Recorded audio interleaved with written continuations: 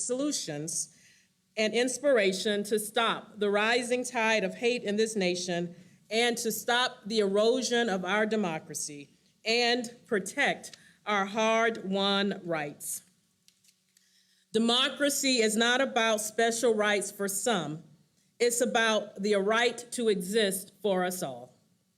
The road ahead is one that we are committed to walking together. And today we'll be discussing how together we are building what Dr. Martin Luther King Jr. called the beloved community through peace, justice, and equity. And we are here at UDC where the next generation of leaders are being educated. Before we start, I'd like to turn the stage over to the president of the University of District of Columbia. Please welcome Dr. Maurice Eddington.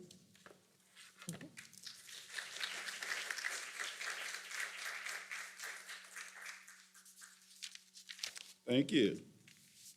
Good morning.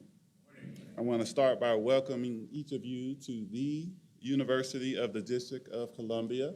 I am Maurice Eddington, the 10th president of this wonderful institution, and it is indeed an honor and a pleasure for us to be the host of this powerful and impactful event today. What better place to be the host than the public university for the District of Columbia that serves district residents, where 80% of our student population are Black and brown students, where we serve first-generation students, where we foster economic mobility, where we transform lives, empower people and communities, right? So the mission, focus, and impact of these two wonderful organizations aligns perfectly with who we are and what we are as a university.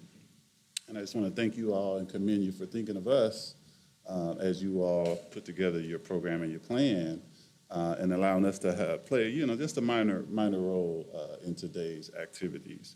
And I certainly want to recognize our honored guests, Andrea Waters King, Martin Luther King III, the Drum Major Institute, Hector Sanchez Barbara of Mi Familia Vota.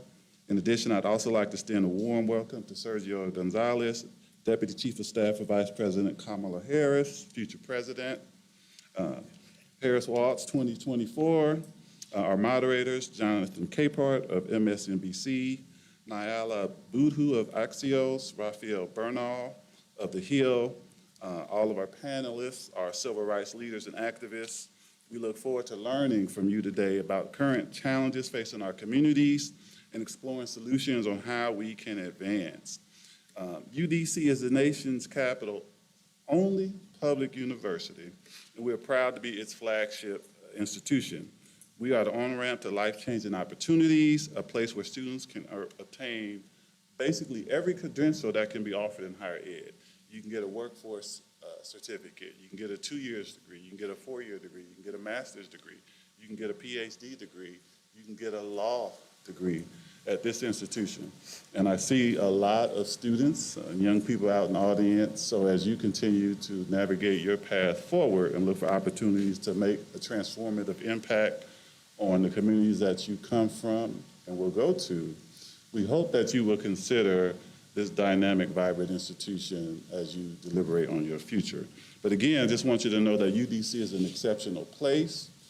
We're very happy to have you all here today. We welcome you with open arms, and hopefully you'll get a chance to see other parts of our beautiful campus. But welcome, and we hope that you have a very impactful, powerful session today. Thank you so much.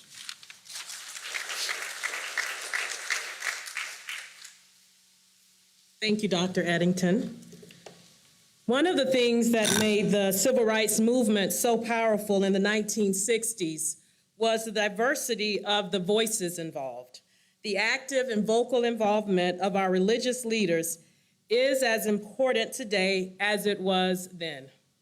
Today, on the eve of Rosh Hashanah, we are keeping with this important tradition and have invited 3 of our religious leaders to set the tone for this important conference today. We are pleased to welcome them in their message of unity. The Reverend Canon Leonard Hamlin, the Rabbi Levi Shamtov, and Iman Talib Sharif, and they will come up in that order.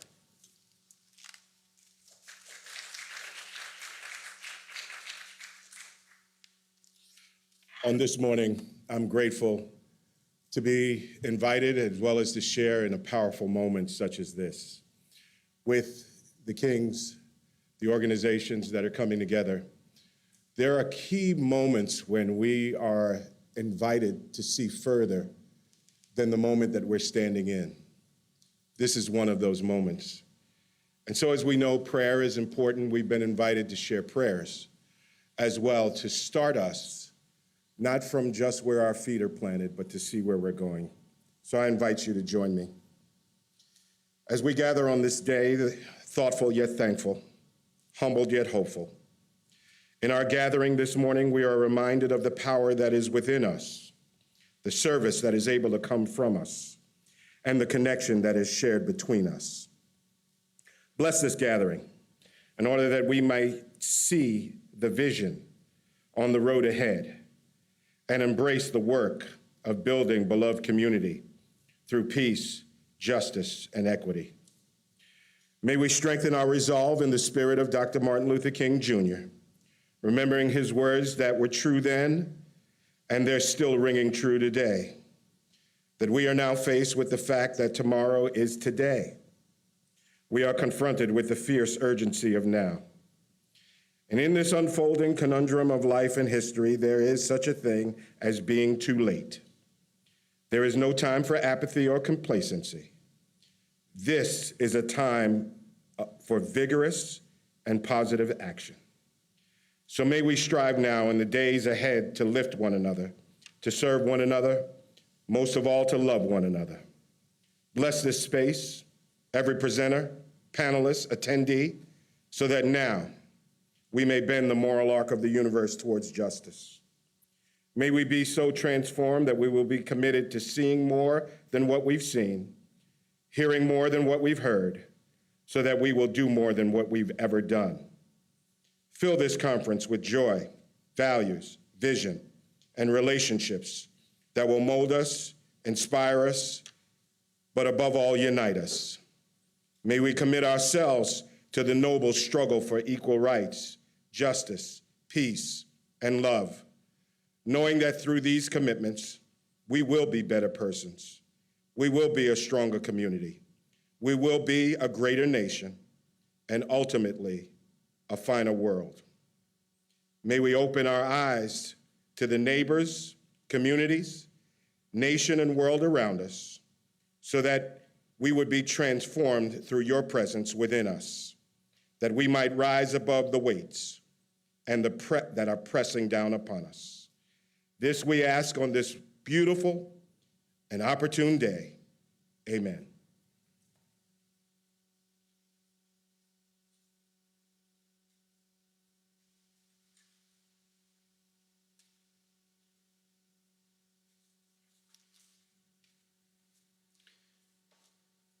As you gather for your conference, I want to offer the following prayerful words. I never got to meet Dr. King. He was murdered in the month I was born. But I did get to meet his disciple and colleague, John Lewis, who taught me a lot about him. And to paraphrase what was said on the night when we honored him, he managed to carry the legacy of staring down the worst of humanity with the best of humanity, namely weapons, with the spirit of the human soul.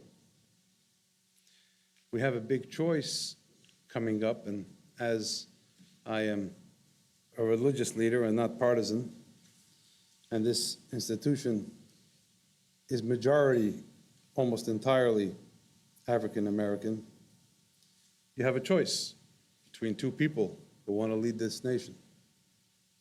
One is themselves, an African American woman, proud to be so, has worked very hard to challenge the scourge of substance abuse, done hard work in the arena of the right to vote. And on the other hand, you have someone who largely increased HBCU funding. I saw up close the work done with people of all races to enact criminal justice reform, and a man who in his private life desegregated a country club called Mar-a-Lago the day after he bought it.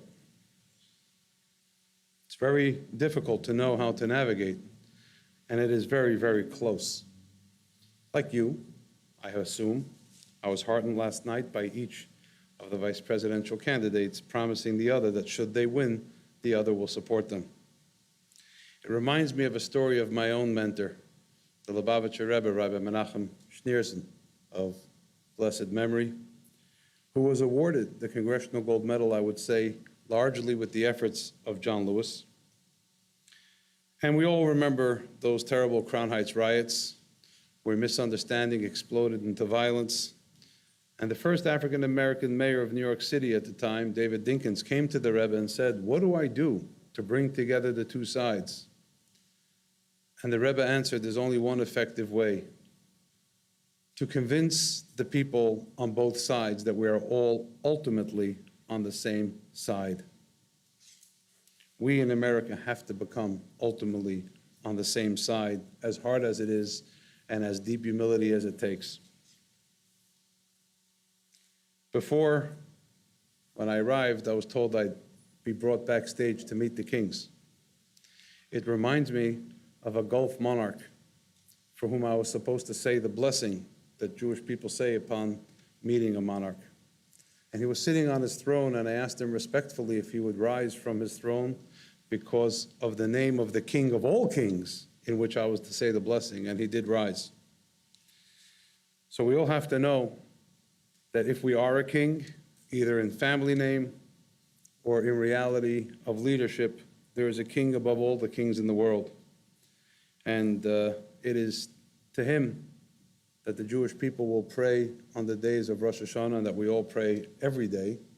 But it's the Jewish high holiday starting tonight, and it's a very busy time for any rabbi. But I did think this was important enough to take the time and be here even briefly. So may we say like this: Dr. King said, nobody's free until everybody's free. Nobody's whole until everybody is whole. We all have our preferred ways to do it and our preferred people who we want to lead us there. But for those of us who are in the religious community, and for those of us who must remain bipartisan, let us just say that it is the choice of the people, and whatever they choose, may the King of all kings bless them with success. May we all work together to that beloved community that's at peace with itself, among others. And let's hope that we bring ourselves as a world, as you said, a finer world, closer to the day when there will be a redemption for people of all creeds and colors, of all religions, of all races, and of all backgrounds. The world desperately needs to come together, and we hope that day comes very soon. Thanks.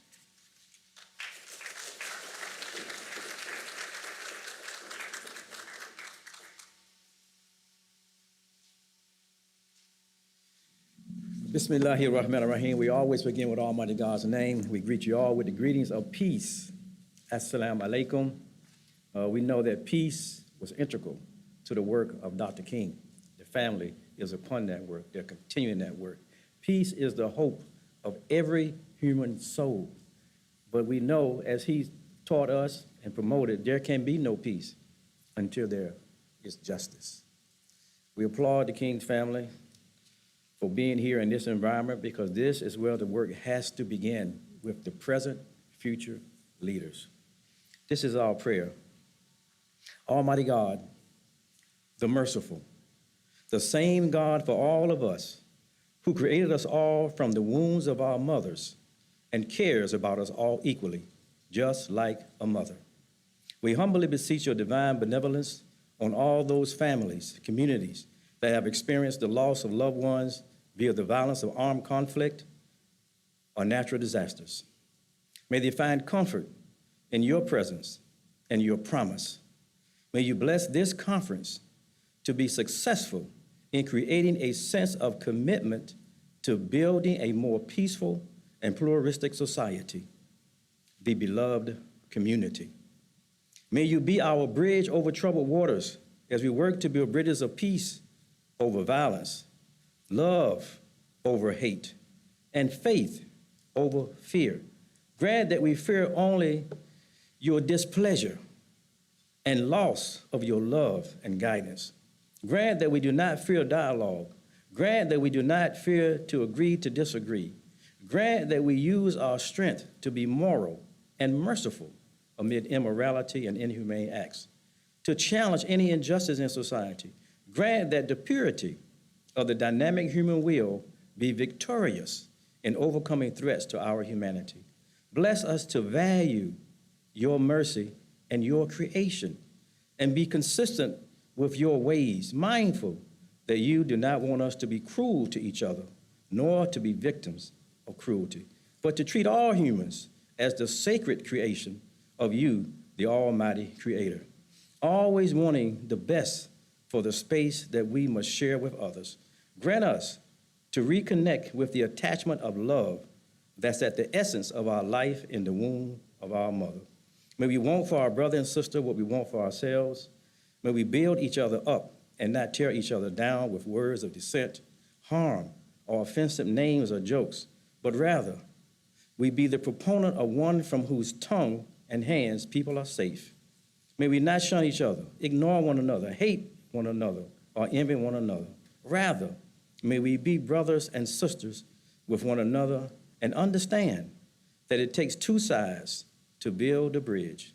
May our work of building be in the interest of peace and global stability, and may the importance and excellence of this conference be received as an invitation to embrace our shared original identity as fruits of the first human, Adam, from which came the many wonderful, beautiful, diverse expressions of human life that have contributed to the beauty and strength of America, a nation of nations, a country made up of people coming together from every land. E pluribus unum. We are all under one roof, the sky. May we all be a credit to our race, the human race, and value our intrinsic nature to live together intelligently and peacefully in the spirit of universal kinship. Amen.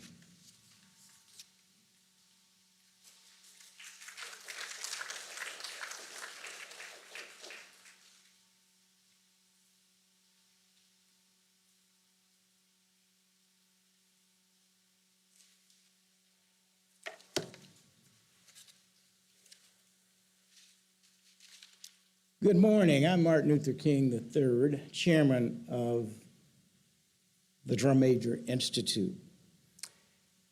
And I would like to welcome each of you here today, particularly the moderators, all of the panelists, students, friends, and each and every person who's here, because all of us could have been somewhere else today. But you've chosen to be here for this moment at this time. And we appreciate the opportunity to share today. And hopefully, when we get to the end of these panel discussions, that we will understand and reinforce the importance of all communities working together, but certainly the Black and brown community, to ultimately help realize the dream that my father envisioned, a community and a world where freedom, justice, equality, or peace, justice, and equality exists for all humankind. This conference grew out of the vision of Andrea Waters King, and I'm going to present her again, although you've already seen her, the president of the Drum Major Institute, and the woman I'm blessed to call my partner and wife. Perhaps also, and most importantly, the mother of our 16-year-old daughter, Yolanda Renee King.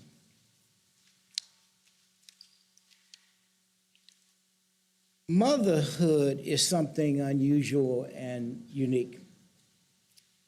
Most of us as men, while we are fathers to our children, there's a special and unique bond that a mother has with their child.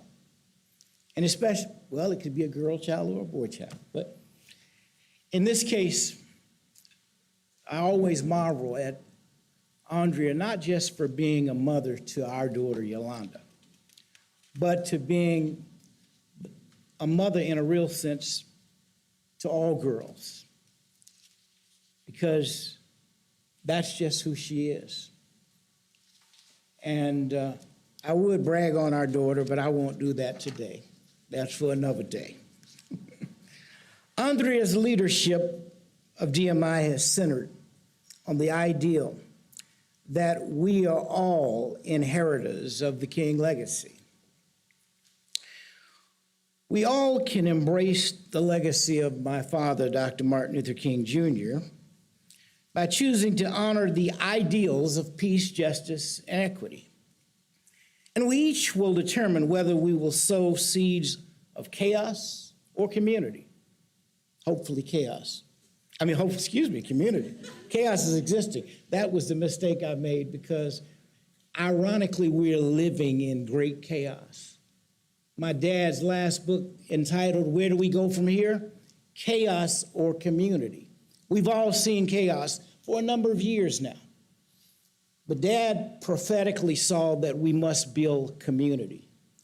And that has to happen regardless of what happens in this election. Community has to be built. Currently, as president of the Drum Major Institute, and Andrea has basically dedicated her life as a passionate leader against inequality and hate and all forms of oppression. Andrea plays a critical role in creating strategic partnerships and managing the daily operations of this active social justice institution.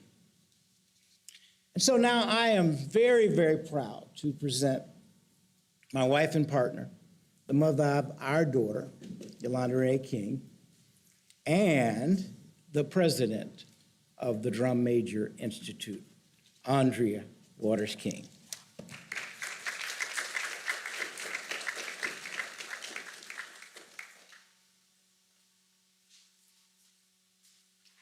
Hello again. We are thrilled to be embarking on this historic partnership with Mi Familia Vota. We are coming together because there is so much that unites us, and we are all committed to the change we want to see in the world. Each of us, each one of us, is responsible for contributing to the world we want to live in. Change is not the business of a certain chosen few individuals, nor one family. It's important to have a diversity of voices who are working to make the world better for all of us. We are weaving a beautiful tapestry in this nation. It's in our diversity that makes us beautiful. Diversity of choices and beliefs and strategies makes us more effective. Today, we're asking, what can we do? We are here together to preserve our democracy and create a path forward.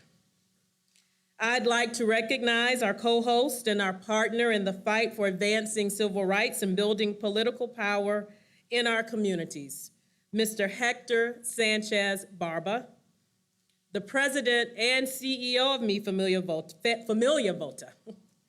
As a leading voice in the Latino community, he has focused on driving policies and politics at all levels of government.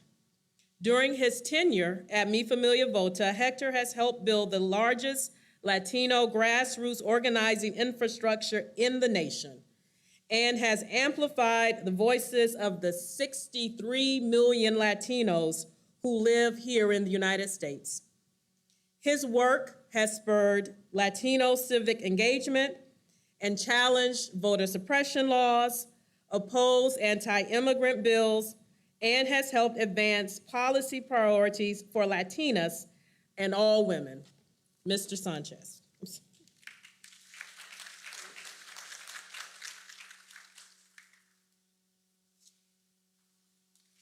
Buenos días. Just want to reflect quickly on the historical moment in which we are. In the space that we must protect at a moment when our democracy and our nation is facing some of the highest levels of extremism that we have seen in our history. This is one of the only spaces where a Mexican immigrant can stand in the same stage, from my perspective, with the most, or some of the most important legacy that we have as a nation, fighting for voting rights for workers. So for me, it's an honor to stand in this space with the King family.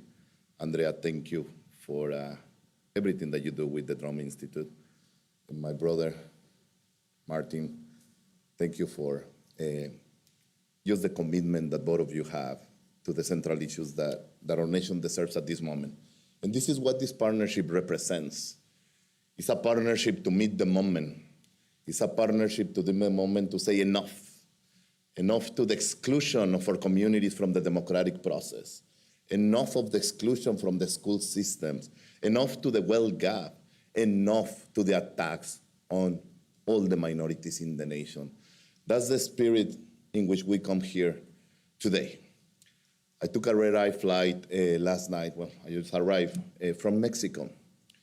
And I was reflecting with Dolores Huerta, another person that is standing in the context of what we're doing today, that legacy.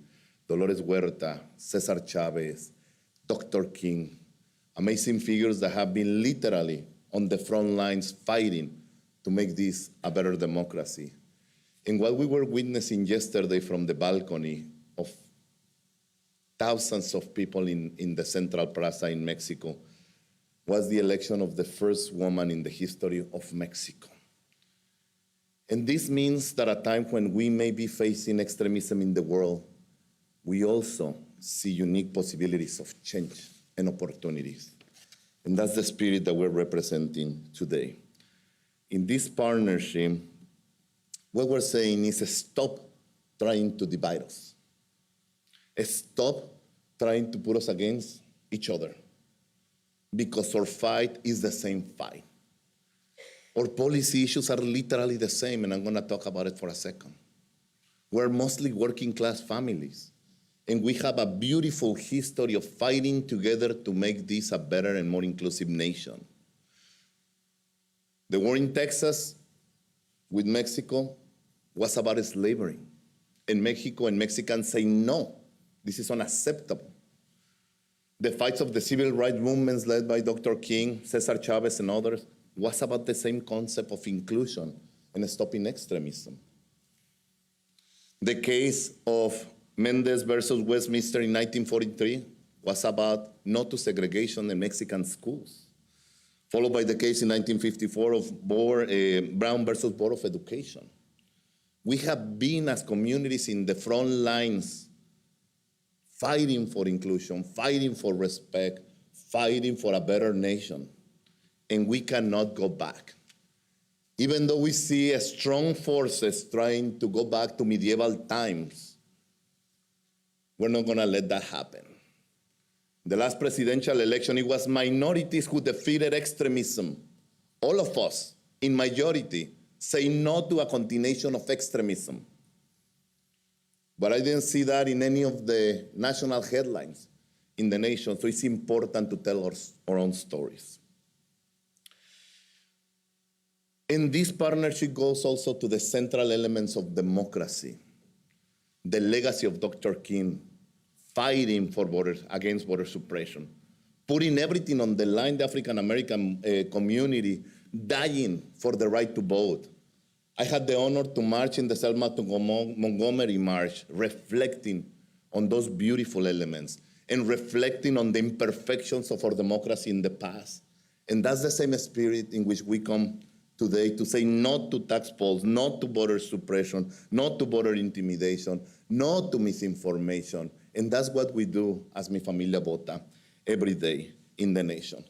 The other point that we want to be very clear about is the issue of representation. We are 35% of the population together. Stop trying to put us against each other, fighting for one seat, when we deserve 35 or almost 40% of the seats of power in the nation. And that is why we're here together to remind the nation that together we're gonna move in that direction. Finally, we're also coming together to clarify, in case there is any confusion, that our issues are the same issues. Together we're working to release a policy agenda, black-brown policy agenda, that we're presenting to the nation to hold all politicians accountable. And you will see that when it comes to the economy, we're mostly working class. Our issues are the same issues. We live mostly in the same neighborhoods. We have the highest wealth gap in the nation. We face a lot of similar issues on education, health, reproductive rights. I'm on the board of Planned Parenthood, and Latinas and African American women are the ones that are facing some of the most horrible elements of exclusion when it comes to reproductive rights. It is also with that spirit that we invited both campaigns that we're holding accountable strongly as communities to address our leadership, to address our issues, and we reach out to both campaigns. The Trump campaign didn't even answer the phone or emails. The Harris campaign, within minutes, literally, say, what do you guys need? And we say, we need clarification when you're standing all the policies related to the African American and Latino community. I want to be very transparent. When it comes to the Harris campaign, from the first day that the vice president was in this position, literally start making calls to the leaders in our community to say, what are the issues that you care about? And immediately within the next 2 weeks, they set up meetings in person just to discuss those issues. It's not only symbolism, it's respect.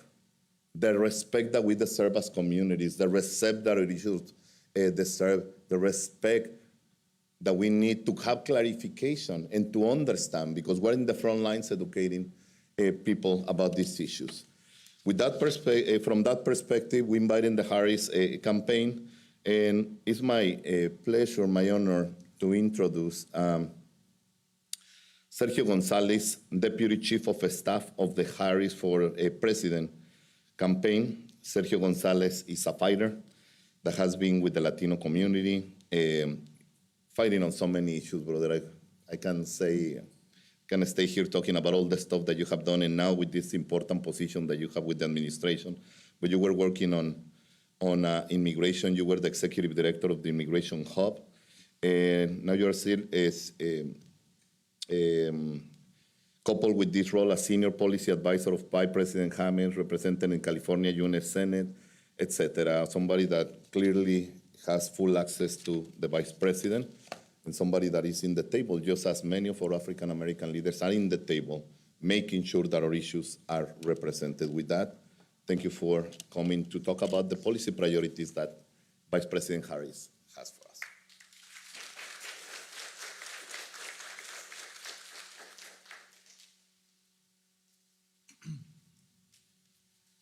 Buenos dias, everyone. First and foremost, I want to deeply thank the Drum Major Institute and Mi Familia Vota for bringing us together today. The work that you are doing, the critical work to renew and strengthen efforts to increase political engagement and the political power for Black and Latino voters and Americans across this country is so important in this moment. Also, my thanks to my good friend, Hector Sanchez. Hector, we've been friends and we've worked together a long time. I originally started working with Hector when I was at the U.S. Office of Personnel Management, and Hector was fighting to increase representation of Latino employees in government. We know representation matters. Now, Hector is leading one of the largest Latino organizations in the country that is doing unprecedented work to get out the Latino vote. Thank you, Hector. To the King family, including the board chair, Martin Luther King III, and President Andrea Waters King, I am deeply humbled and honored to be here with you today. As a child, I never would imagine that I'd be sitting here in front of you giving a speech. The legacy, of course, of your family and of your father means so much to the country and to me personally. Just a little bit of note about myself. My grandfather was a civil rights leader as well, Rodolfo Corky Gonzalez. For those who know Corky Gonzalez, he led the Chicano rights movement in the Southwest. He marched alongside Cesar Chavez and Dolores Huerta. He fought against discrimination in schools. He fought for the power of education that unlocks opportunity and equality and justice. He shared many of the same values that your father had and your family has. And Martin Luther King Jr. was an icon and a hero to my grandfather. I know that because he wrote about it. And so I grew up at a young age very aware of the important work of your father, the legacy of your family. My grandfather used to talk to me about the coalition work between Black and Latino leaders that went into the Poor People's March. And he also worked very closely with Black leaders and activists and grassroots leaders in our own community in Colorado to enact change, to enact real change. And so I just want to say I am deeply humbled. I am very appreciative to be here with you today and to be invited to give this speech. Earlier this year, on January 16th, Vice President Harris visited Columbia, South Carolina to deliver remarks at King Day at the Dome. I'd like to read an excerpt from that speech to you today.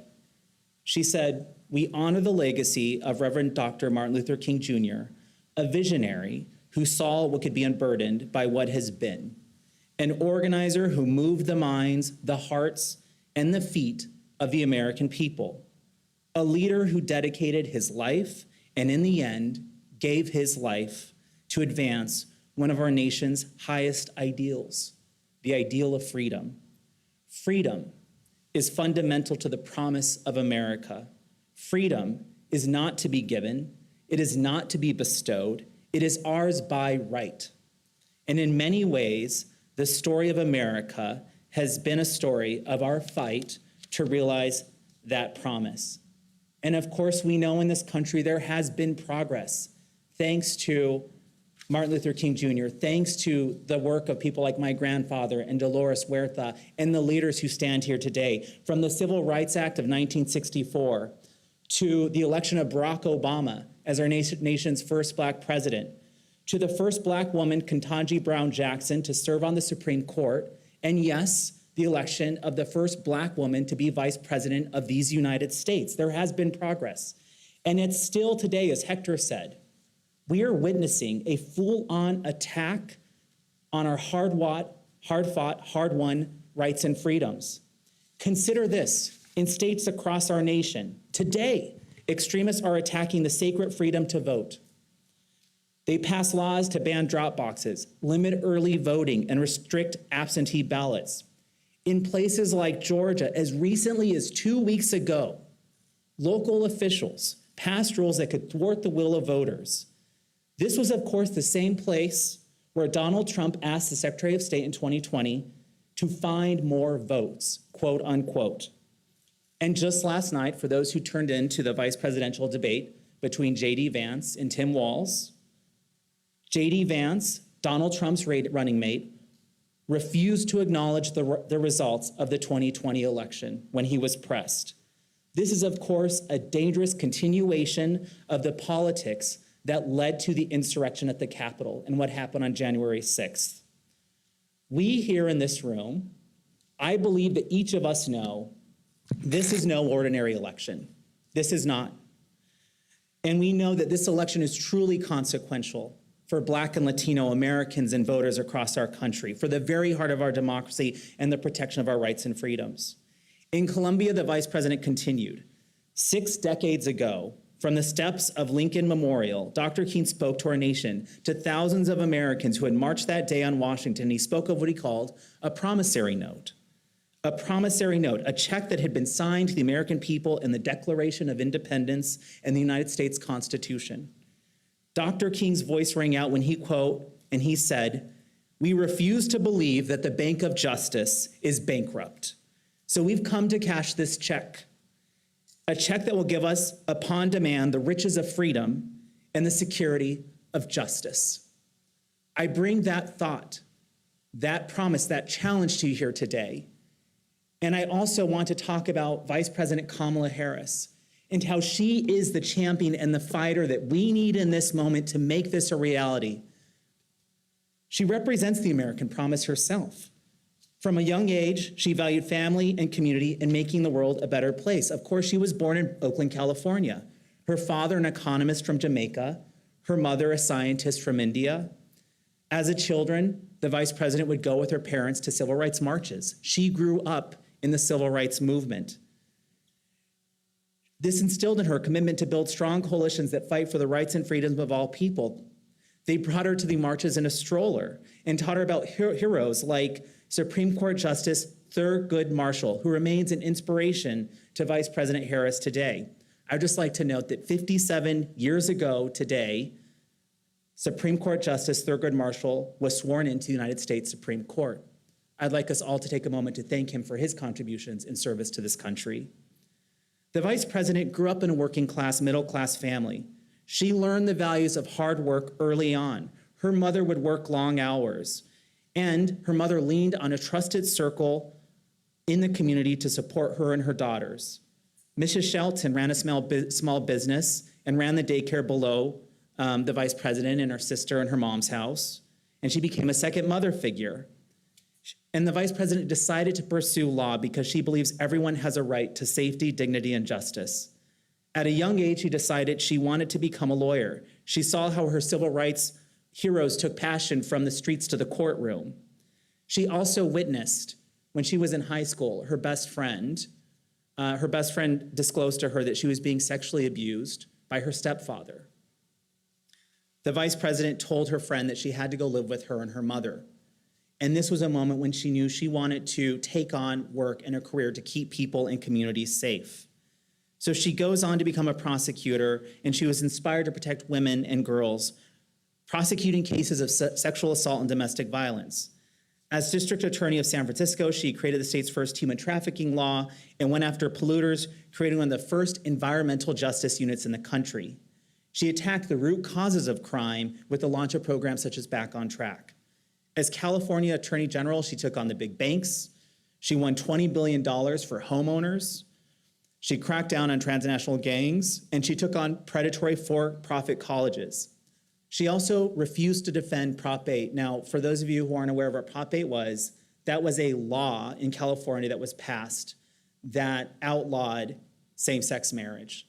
The Vice President refused to defend this in court. And then when the Supreme Court provided for same-sex marriage, the Vice President performed the first same-sex marriage in California. This is significant because it talks to you and it tells you about the Vice President's values. It's rooted in justice. It's rooted in equity. In the United States Senate, she championed legislation to provide relief support to small businesses, rent relief, and improve Black maternal health care. And of course, we remember those Senate hearings where she took on officials and nominees from the Trump administration that threatened equality and threatened justice, including the right to reproductive freedom. As Vice President, Kamala Harris has led on the administration's work around reproductive rights. Since the fall of Dobbs, that was caused by Donald Trump because he's hand-selected 3 justices to the United States Supreme Court with the full intention of stripping away the right to an abortion, the rights that were provided under Roe v. Wade. She has convened over 80 convenings across the country, mainly of women, focused on fighting back against efforts to strip away women's rights and the right to an abortion and reproductive care. She has led on expanding Medicaid postpartum coverage from 3 states to 46 states. Of course, this is an issue that is particularly important to Black women and Black moms. She leads the first ever Office of White House of the Gun Violence Prevention that exists as a result of the first major gun safety laws that was passed in nearly 3 decades. And she's a leader on the world stage. She traveled to over 20 countries and has met with over 150 world leaders, leading on efforts from tackling climate change to security abroad and artificial intelligence. Last year, as we sit here at this college campus, I'd like to note she launched a Fight for Our Freedoms tour, where she went to nearly a dozen HBCUs and HSIs across the country to talk directly with young people about the issues that matter most to them. It was in these conversations that the Vice President talked about things like fighting gun violence, efforts to build and expand economic opportunity, investments in HBCUs and HSIs, investments in minority-owned small businesses and entrepreneurs. And now we know in this election there is a clear choice, there is a clear split screen. We saw that at the debate between Vice President Harris and Donald Trump. This is no ordinary election. On one side, we have a candidate who has an agenda to build the middle class, to bring us forward, not backwards, to protect our fundamental rights and freedoms, to ensure that every person has the opportunity not just get by, but get ahead. And on the other side, we have Donald Trump, who's running on an extreme agenda that threatens our democracy, threatens our freedom, and would be a disaster for working people in the middle class. The Vice President has put forward a very aggressive agenda to build the middle class. Everything from expanding the ability of people to buy homes for first-time home buyers. We know this is particularly important in Black and brown communities. $25,000 credit for first-time home buyers, 3 million new homes, ensuring that we are cracking down on price gouging so people can afford their groceries, ensuring that we're protecting healthcare and fighting big pharma to lower the cost of insulin, prescription drugs. This is particularly important to Black and brown communities. All these issues matter so much, and in particular because of the disproportionate way that our communities are impacted by these very issues. There's an entire agenda that I could talk about, from tax cuts for working families, the child care tax credit, expanding paid leave and child care. The Vice President knows that this is important because this is what matters to Americans, including Black and Latino voters. And on the other side, we have a candidate who is not about the working people. He is about himself. He's made that clear time and again, right? Gave tax cuts to the super wealthy and the very rich. He is more interested in protecting the people who own the skyscrapers and the people who build the skyscrapers. And so this election, when it comes to our economy, there's a very clear contrast when it comes to our economy, when it comes to building economic opportunity, but also when it comes to the essential foundation of our democracy in our country. Donald Trump continues to peddle an extreme rhetoric. And when someone shows you who they are, believe them. When he says he's going to be a dictator on day one, when he says he's going to weaponize the Department of Justice against his enemies, when he talks about a really quote unquote violent day to address safety concerns in communities, we know what that means. When he uses alarming and dark language from disturbing chapters of the past, he says immigrants are poisoning the blood of America. Where have we heard that before? And he promises to deport millions of people, separating them from their families, many who have been here for decades or longer, and says that deporting them will be a quote unquote bloody business. This is violent, extreme rhetoric. This is not normal. Ring the alarm bells. We have to do everything we possibly can to make sure that our communities are aware of what is at stake in this election, to make sure that we are registering people to vote. People are voting across the country right now. We still have not met registration deadlines. There's still time to register to vote in many of our key battleground states. We need to make sure that we're getting out the word.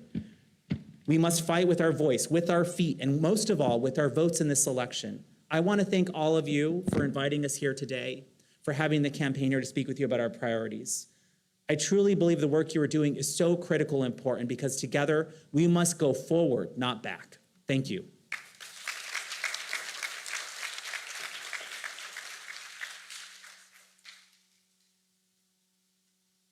All right, we're going to take a very quick lunch break. If everybody could try to have a quick bite and be back in your seats at 12:30, we will get on with the first panel, Realizing the Dream of Democracy.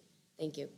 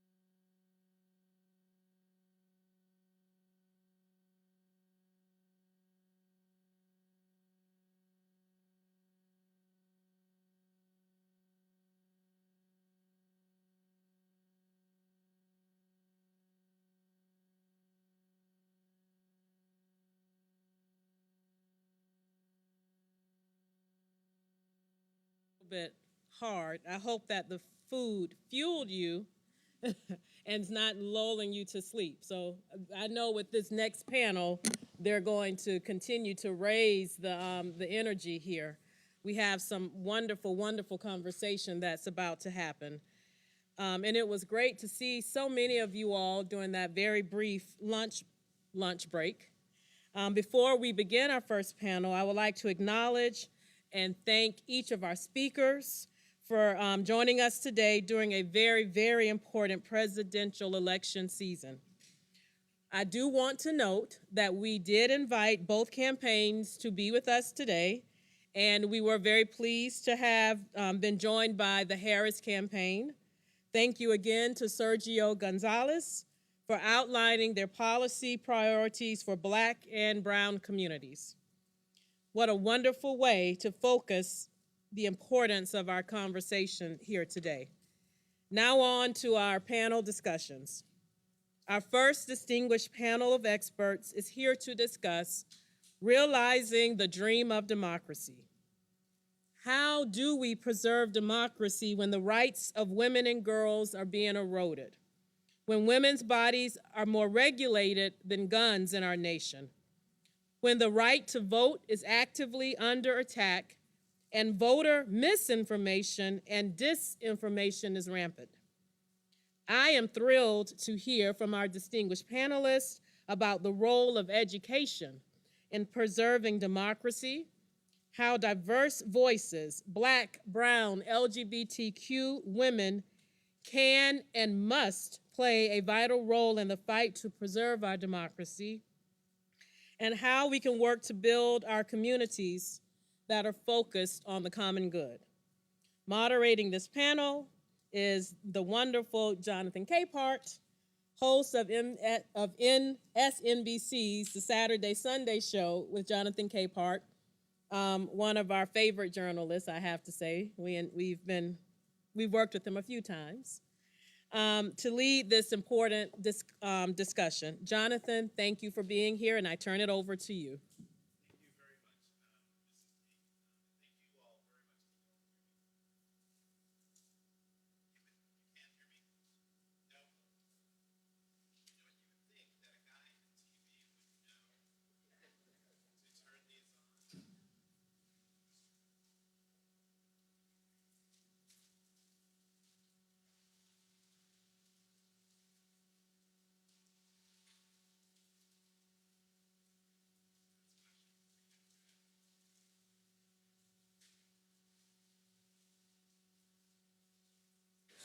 Oh, there we go. You know, I'm going to hold it like this just in case. But thank you, Mrs. King and Mr. King, for asking me to moderate this panel. We have a lot of people on the panel and not a lot of time, so I'm just going to introduce them all to you. The man sitting next to me, I'm sure you've already heard from, and you know, Martin Luther King III, chairman of the Drum Major Institute. Next to him is Professor Harold McDougall from the Howard University School of Law. Brandon Wolf is the National Press Secretary at the Human Rights Campaign. And Fatima Goss-Graves, President and CEO of the National Women's Law Center. Thank you all very much for being here. And I would love for this to be a nice and engaging conversation. So I'm going to start with this general question. And Fatima, I'll start with you, and then we'll come this way. What do you see? There are lots of threats to democracy, but what do you see as the greatest threat to democracy? And how do we get people engaged in protecting our democracy? Two questions. First, I'm so very thrilled to be here and to be here on the stage with you. So I am going to, I think, name the courts as a grave threat to our democracy, in part because I think people don't often think about the fundamental role that the courts and the rule of law play in a healthy democracy.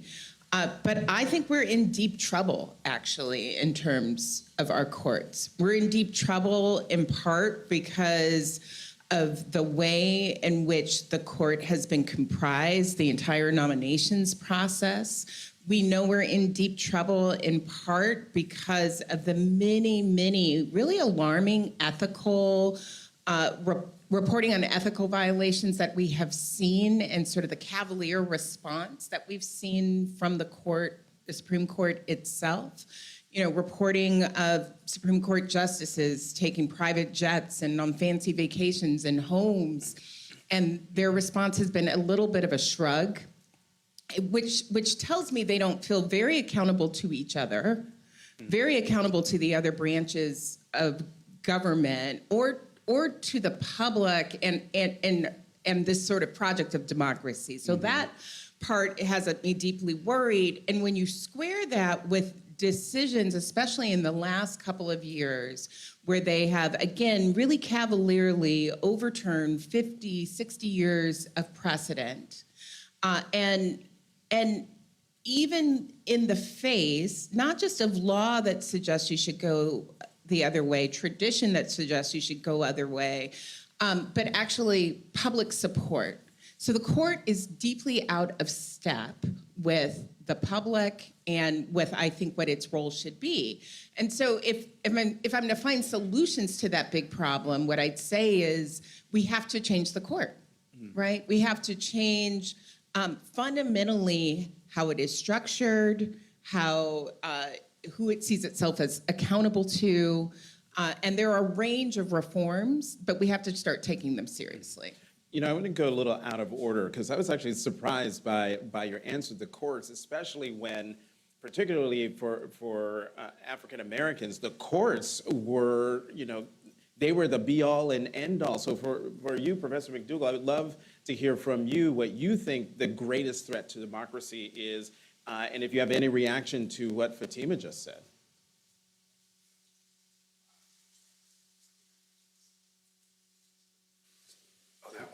Okay.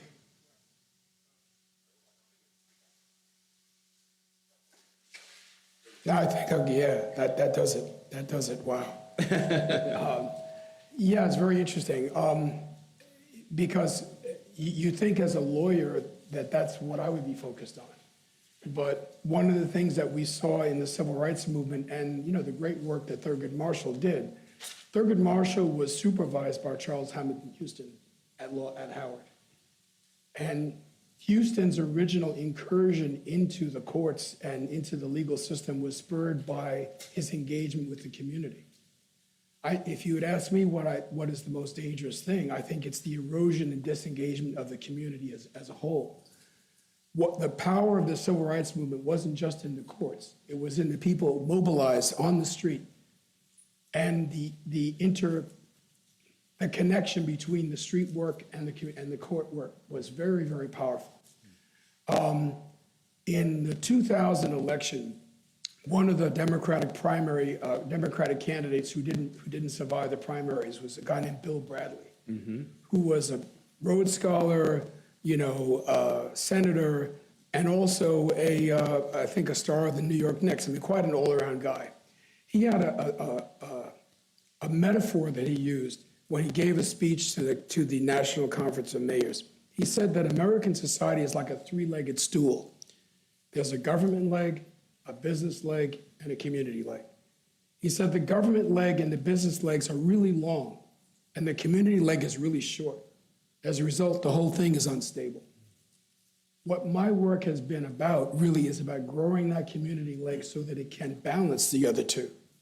I can talk more about that later, but that's my perspective.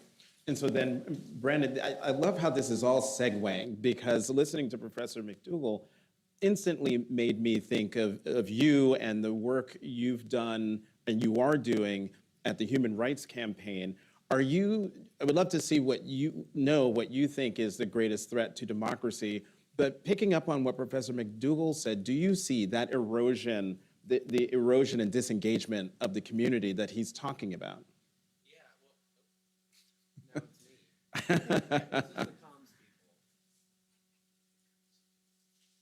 Oh, now I did it. I'm sorry to make you run up here so many times. Yeah, thank you for the question. I think these thoughts are really important. I just want to acknowledge, I see a lot of young faces out there, which is very exciting. I think it's the perfect audience to be having this conversation in front of. And so I want to drill down a little bit on what you were saying about community. And that is, I think the greatest threat to democracy right now is isolation. And it's kind of ironic because we live in a digital age that is possibly more connected than ever before. We can connect with people we've never met. We can connect with people half a world away to learn things about their communities that we didn't think possible before. But it's also created these silos that we live in, the silos that we get information from. If I, go online and read through my Twitter feed, or I'm watching TikTok videos, AI in the form of an algorithm is feeding me things that reaffirm my worldview. It's feeding me information that tells me I'm the smartest person on the planet and anyone who disagrees with me is wrong. And it creates this sense of isolation from other people inside the community. And the reason I think that's the greatest threat to democracy is that, by its nature, democracy is not an individual activity, it's a group project, and it requires us to work together all the time in complex, complicated situations, often when we don't agree with each other, right? It's about finding solutions together, but if we live in these isolated silos, where we're inoculated from other worldviews, we're never forced to work together on that group project. It leaves us fighting just, in our echo chamber. And the other thing I think that it opens the door to is mis and disinformation. I know we're going to talk a little bit more about that, but when you replace a central source of fact-based information with a segmented, siloed version that leaves people listening to someone who doesn't have any idea what they're talking about, but they have a massive following on an app like TikTok, it leaves us open to and susceptible to mis and disinformation, right? You get someone who talks at you like an authority figure on an issue and you think they know what they're talking about, but turns out 99% of what they said just isn't true. So I do think that, in terms of building community, I think isolation is the greatest threat to democracy. And finally, I think, you asked about solving it. What do we do to fix it? We have to talk to people. And we have to talk to people face to face. We have to break bread together. We have to sit across the table together. We have to do that in spaces even when it's hard, even when people disagree with us, even when we're bringing entirely different worldviews and perspectives to things, because that at its core is democracy. Democracy is messy, it's complicated, but it requires us to sit at the same table and have those conversations with each other. And I want to talk about that because I don't know. Sometimes that could be you might be asking too much of people, but I want to come back to that. And Mr. King, you've now heard what everyone has to say. I would love to know what you view as the greatest threat to democracy, and what we can do to protect our democracy. So it truly is, thank you for that question, a compilation of everything that we've heard, and then some. I think there were, in the modern civil rights movement, clear lines of delineation that people could understand. Today, it's easy to get distracted when you have a dysfunctional government in relationship to the trifecta of powers, meaning the executive, legislative, and judicial. And clearly, checks and balances don't exist enough, particularly as it relates to the court, because they obviously see themselves as above any and everyone and doing anything. You have a regulation authority over lower courts, but you yourself have no regulations. There's something wrong with that. The system is broken out. I'm not trying to be negative. I just want to be realistic and say people have to be engaged. It's no mistake that it says we the people. Unfortunately, we the people don't know who we are. And when you don't know who you are, you sometimes make very bad mistakes. When people engage, changes come. We have the ability to address any issue in our nation and in our world. We just have not found the will. And as we say sometimes, as it's been said, some are operating in just single silos. That cannot be the solution.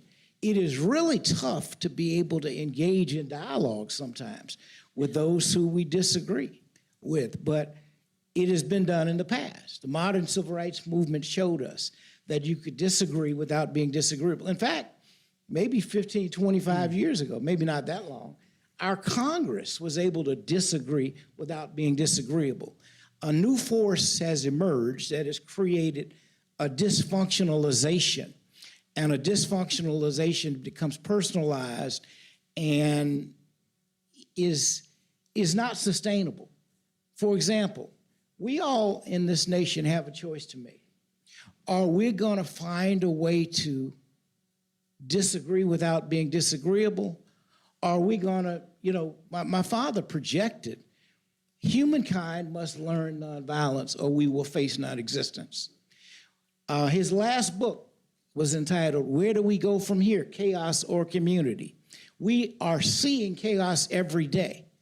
But by the same token, there's community, there's a veneer that's a little bit under that, but we don't see that because you got a nation that has a mainstream media, which its mantra is, if it leads, it bleeds. If it bleeds, it leads. Now, we don't, in other words, we're dysfunctional and sick and don't even know it.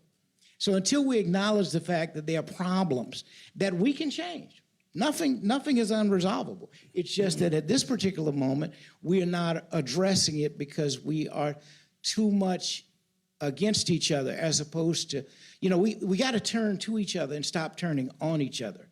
And that's the climate that has to be created. That's where the solutions begin.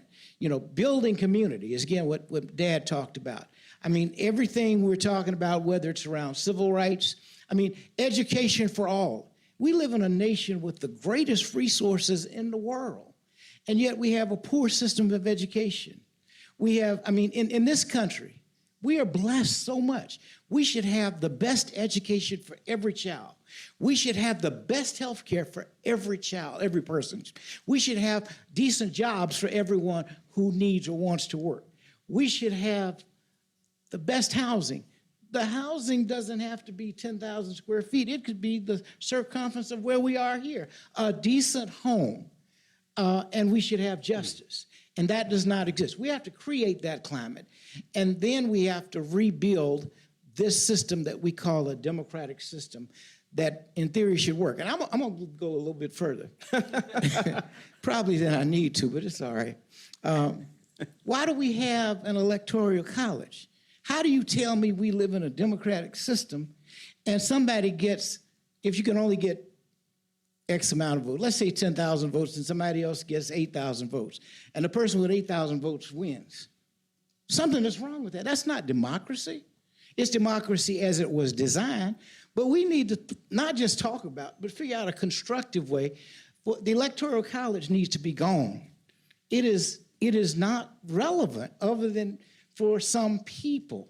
But if you talk about true democracy, I've always thought that majority rules, whoever that is. That's where it is in most things, but not at that particular, not at the presidential election, which we say is the most important election in our lives. So the reality is we got a lot of work to do.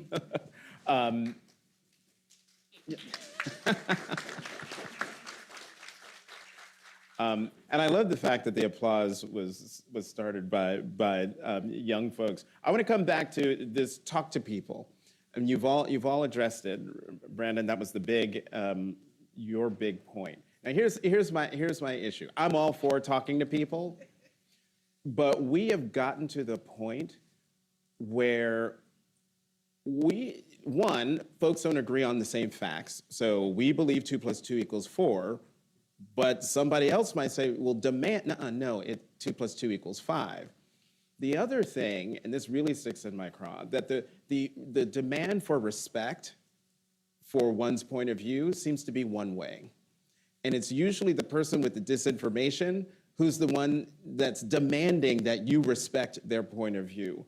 So for folks here and folks watching online, how should individuals combat disinformation they come across in their own lives? What is the best approach?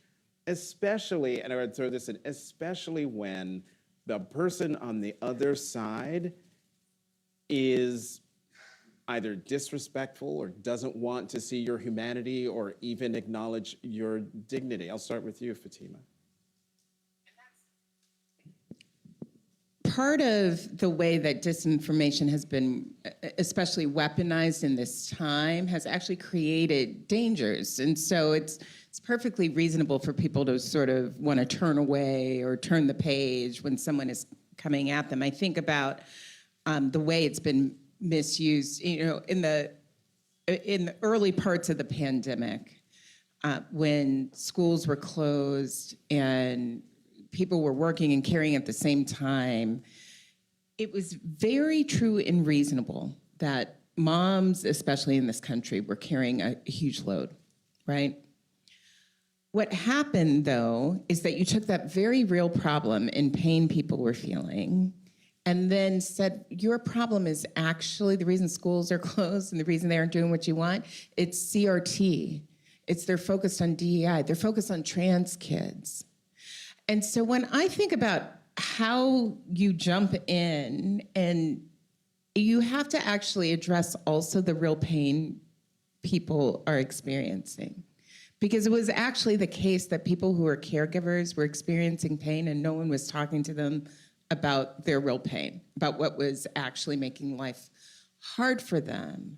And so what we have to find ways that aren't dangerous, right? We have to find ways to actually talk to people who we know in real life and stay and do that hard work of being in community with them rather than writing them off because they are unlikely to trust a source, true or not, from someone they don't know.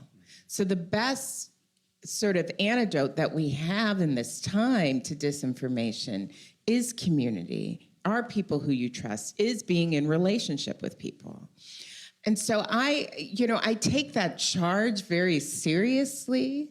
And at the same time, it has been truly weaponized and made life less safe for trans young people around the country, for teachers, for Black folks everywhere. So we have to be able to hold ways for people to be in community, but also be protected as they do so. Yeah, well, first of all, I want to co-sign everything you just said, and it really does come back to community building. If you enter into a conversation with the goal of simply winning or beating someone over the head with your point of view, you've started from a losing position, right? The idea of democracy is working together to find solutions with people that you care about, who know and love and trust you. And so you enter these conversations from that lens, from a place of love and trust. And I'll use a really maybe salient example for me personally, which is my dad. My dad and I agree on almost nothing. I will not expose him for his political leanings in this space, but you can imagine we just agree on almost nothing. And our conversations are really hard. I came out when I was 17. I was outed when I was 17. And from that point forward, we've always had a really difficult time understanding each other. But all those years later, he still answers my phone calls. And we still are able to have conversations. I don't start the phone call by saying, what do you think about the vice presidential debate? I start by saying, how's grandma? And what are you working on around the house? We may get to the vice presidential debate if I'm feeling emotionally up for that. But we approach our relationship with trust and love. And that means that relationship has some resilience to it for us to be able to have tough conversations about what is true in the world and the kind of things we want to build together. I'm reminded of a moment in that relationship in the height of the pandemic when I was growing frustrated with talking to him regularly, because every time we had a conversation, it was rife with misinformation. It was, roving bands of Antifa are burning down the state of Oregon to overthrow the federal government levels of QAnon. And it was hard because it felt like I was not speaking to someone I knew anymore because it had been so lost in disinformation. And I really thought about, taking a break from our conversations. Someone else in my family called me and said, I just want you to know how much I value your conversations with your dad because you are the only lifeline he has left to reality. Nobody else can have those conversations with him. You're the only one he is vulnerable enough to have conversations with about these things. So it brings me back to what you were saying, which is it is our responsibility to know the spaces we occupy where we are the trusted messenger, where we have built deep, meaningful relationships from a place of trust and love. And those are the places where we have to have difficult, complex conversations. You know, my dad may never turn on your show on Sunday and be like, oh, Jonathan has changed my mind. But I can take Maybe when you're on. Maybe when I'm on. But I can take the bits of information that you're sharing with me, go back and enter that trusted, loving space with my dad and have a conversation he may not be willing to have with anyone else. That's the really tough work we have to do in community. Professor, yes, please.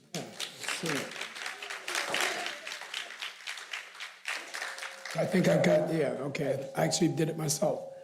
Yeah, what he's saying is really important. And what you're talking about ultimately becomes something that's called social capital.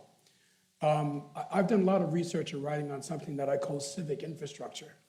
The trick is how do you take what he was talking about and how do you build that into something that lasts? Something that is, there's a couple of experiments that in this country and in Sweden, they're called study circles. You bring people together. The magic number seems to be 12 for some reason. People keep coming back to that. You know, that's how many disciples there were. That's how many people are on a jury.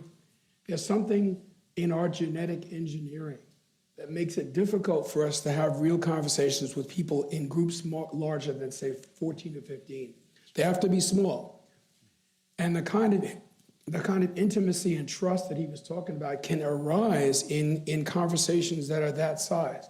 The trick is that conversations and the groups that come together in that size are not big enough to respond to most of the large-scale kinds of problems that you guys are talking about, the courts, the electoral college, whatever it is. So what do? I've been looking at that for about 20 years. And about 10 years ago, I was introduced to one of Thomas Jefferson's black descendants, a guy named Don Edwards. And he was looking at something that Jefferson tried to get put into the original constitutional arrangement called ward republics. These are like, I'll tell you about how they work in a minute. But obviously Thomas Jefferson has a little bit of shade on him because of all the stuff that he did. But I will tell you that the model that we're talking. All the stuff. All the stuff. Okay, Go on, Professor. Enough said. But the model, I will tell you that the way this goes is that the model he was talking about, he copied from the Iroquois, who are not in the same kind of dimension as Jefferson was himself. Here's how it goes. You get like 7 families. The magic number was 7, not 12. You get 7 families. Each family has 1 representative, and they come together and they form a conference, a committee of 7. Each committee of 7 families takes 1 person, and they sit on a conference that is now representing 49 families. Each conference of 49 families had 1 delegate who went to what was called a citizens' assembly. The citizens' assembly was going to elect your member of Congress directly. So your member of Congress would be elected through face-to-face conversations that were taking place throughout the community. I've seen this actually, this was the Iroquois, but I've seen this in places all around the world. This was the traditional way that Africans made decisions, the traditional way that people in South Asian Indians made decisions, and they had some interesting extra kind of features. For one thing, they tended to be, the women tended to be much more powerful in these congregations than the men did. Also, they had the power of recall. So you elect somebody, your assembly elects somebody, let's say a member of Congress. He's supposed to be following what the folks at the grassroots level have been talking about and what they want. And if he strays from that, pull him right back. Can you imagine? I mean, right now we have a Congress where it seems to be just kind of run away. We talk about democracy. Democracy is us casting our votes every 4 years or 2 years or 6. What happens between those elections, we have nothing to do with. Or can you imagine if we had this kind of power? I'll move it over to you.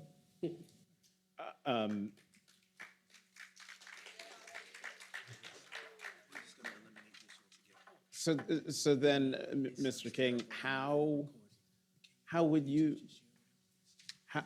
go about, I'm sure you've had many conversations with people across the table who might not agree with you, but have you had conversations with people who clearly are struggling with disinformation or misinformation and is spouting it back at you?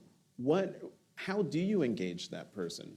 Especially if it's someone who you don't have this close personal relationship with, because I think that's where most of the clashes come in, when there isn't that bond, that personal bond. That is a very, very challenging question to answer. What I would start off with, however, is everything is energy.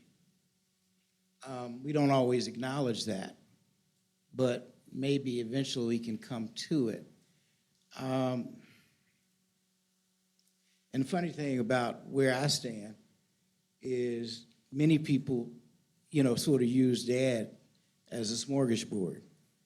So even people who are on the extremely opposite side, not those who are severely racist, but most or many people, whether you're on the right or the left, find ways to embrace some of the verbiage of Dad.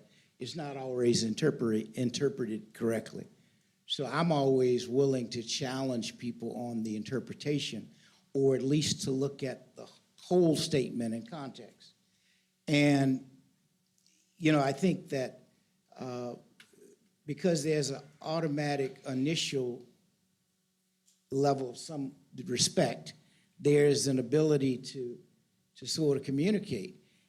And as I said, I think Dad focused, and my mom, on teaching us how to disagree without being disagreeable. That is real. The question is, can you really change a person? And I think we change people by our actions and our interactions. And we somehow have to maintain our dignity. We start off with treating everybody with dignity and respect. The problem is that's not always reciprocated. Everyone is not going to always be respectful, but you have to figure out, how do I demand a level of respect from you, and I give you that as well, as opposed to wanting to just overshadow you. So it's a complicated issue. I would have to say my interactions personally, though, have always been very positive. That's because I start off from a positive perspective. It does not mean that a person is going to totally agree with me. That's fine. You don't have to. But I would want to share as much information so that you can at least consider. Part of the problem is we are all sometimes relegated to a box or living in a glass house, because this is what you hear 24/7. And I'm going to use an example that I don't want to use, but I'm going to use it anyway. Okay. Fox News says they're fair and balanced. Well, where do you see that, if you're thinking? But why do you believe that? Because that's what they tell you all day long. We're fair and balanced. They're fair and balanced? How do you know? Well, they told us that. That doesn't mean they are. And that can be with any slogan. I just used Fox. But I'm saying that if you listen to any of our news outlets, it is programming us. There no longer is, back when I was growing up, I'm going to date myself. Many of you guys won't know this, but Walter Cronkite and several others on news, they were truly just delivering the news. They didn't tell you what you thought you saw, or what they thought you saw, or what they wanted you to see that you didn't see. This is what happens today. We're told stuff over and over again that is just not true. And if you don't know it's not true, then you embrace it.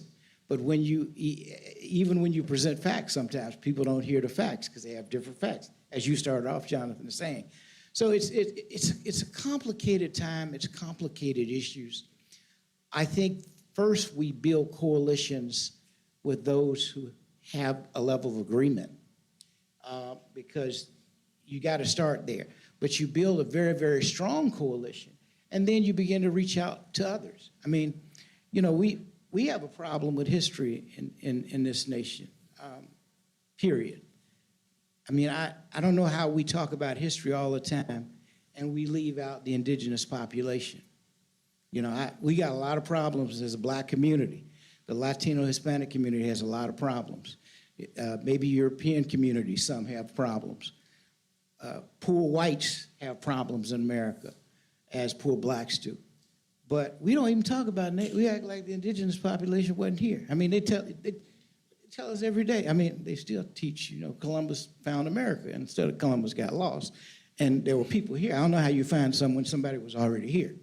It's the interpretation of what is said. So somehow we have to go back and deal with truth, the real truth. That's not to diminish what Columbus did, nor is that to diminish what those who are called founding fathers did. I know we're going to have a conversation about that later, but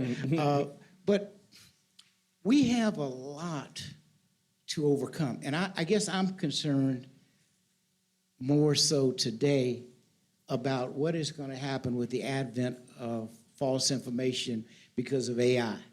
AI is amazing, but it's also very concerning as to how do you build guardrails. You can build guardrails with allies, but how do you build guardrails with Russia and North Korea and, you know, other places in the world where there are real problems, right? Right now, the Middle East, where there are real problems. How do you build these guardrails around information that, I mean, certainly in the medical arena, there's going to be great things happening there. But the fact that you can say you're somebody that you're not, or you can totally displace someone's identity. I'm just saying these are all things that we have to deal with, in addition to saving our democracy. Right, and that is a nice segue into talking about the role of education in preserving our democracy. I don't know how many of you saw this clip from an interview that Jacob Soboroff did on MSNBC with a focus group watching the debate, and I believe the young man's name was Marcus, young Black guy, who Jacob says, "You said something to me during the debate. Why don't you repeat it?" And basically gave a civics lesson. It's like they're talking. J.D. Vance is saying that the vice president is supposed to do that. Well, anyone who's taken a civics course knows that the vice president doesn't have any power. The vice president does what the president says. And for him to say that, and for that to get as much attention as it did, it just sort of highlights the fact that education in civics and how our country works and how government works is another thing that has eroded. But I want to move from that, because there's been lots of conversation about how no one's really taught anything anymore in grade schools, and talk about the impact of sort of weaponizing education and weaponizing education to the point where teachers are afraid. Teachers are afraid, librarians are afraid, lots of people are afraid to teach objective facts. And Fatima, your organization, the National Women's Law Center, released a new report last week entitled, "I Don't Know How Much Longer I Can Do This: Teachers' Experiences Amid Attacks on Public Education." Tell us quickly about that report, what you found out. We're really proud of our new report. We were really trying to explore how teachers went from a real public understanding of being heroes, being essential workers, to so deeply demonized in such a short period of time, and we wondered how they were faring. And, you know, teachers have been the site of violent attacks, of smears, and a range of new laws and rules that make it nearly impossible for them to do their job. And so we surveyed teachers in states like Michigan and Pennsylvania and Florida and Georgia, and what we heard was really distressing. You know, we heard from them, "I don't know how much longer I can continue to do this. We also, there was a teacher in Michigan that really stood out who talked about how she was terrified of being fired for teaching a controversial subject, and the controversial subject was racism. So we have moved the line and made it impossible for them to do their jobs. Teachers, they understand that the way to get a kid to learn is to build a deep relationship with them, and yet they're being told it is illegal to recognize their humanity, to address them by the name they prefer, to address them by their own pronouns. And so they're in this impossible box. And we really believe fundamentally that it is not an accident that teachers have been such a site of vitriol, because it is a job mostly women do. And it is easy to not only devalue the work that women do, but also to make them an additional site for hate and anger in this time where there is so much hate and anger towards women that we are seeing more accepted culturally. I want to, since we have a lot of young people here in the audience, how many of you are actually of voting age? Okay, that's great. How many of you right now, as we're sitting here right now, 34, 35 days out before the election, how many of you are going to vote? Okay, I have hope for the future.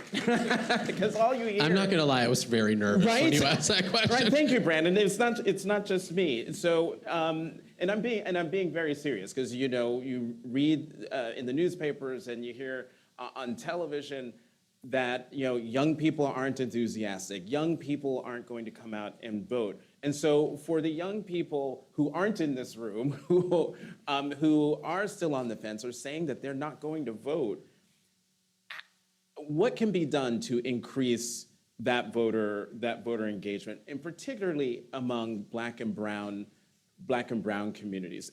Any of you, go ahead, Professor, yes. Yeah, I was going to say that I'm going to get back to that civic infrastructure thing, which I know was quite, professorial of me to talk about that. But there's a way to do it. You can create cohorts of voters. In other words, like young people, you have you're going to vote, and you have a couple of friends who are saying, "Nah, I'm not going to vote." You say, "Well, come on, let's all do it together. It'd be fun, right? Let's go. Maybe we'll go have lunch. Maybe we'll listen to some music, something like that." This is the way you build. This is the way we built community during the Civil Rights Movement. I mean, we used to play chess together, listen to jazz together. I mean, it was real. It was human. So I think what's going on here, and what you're talking about, is so much of what's been going on has been AI, not human.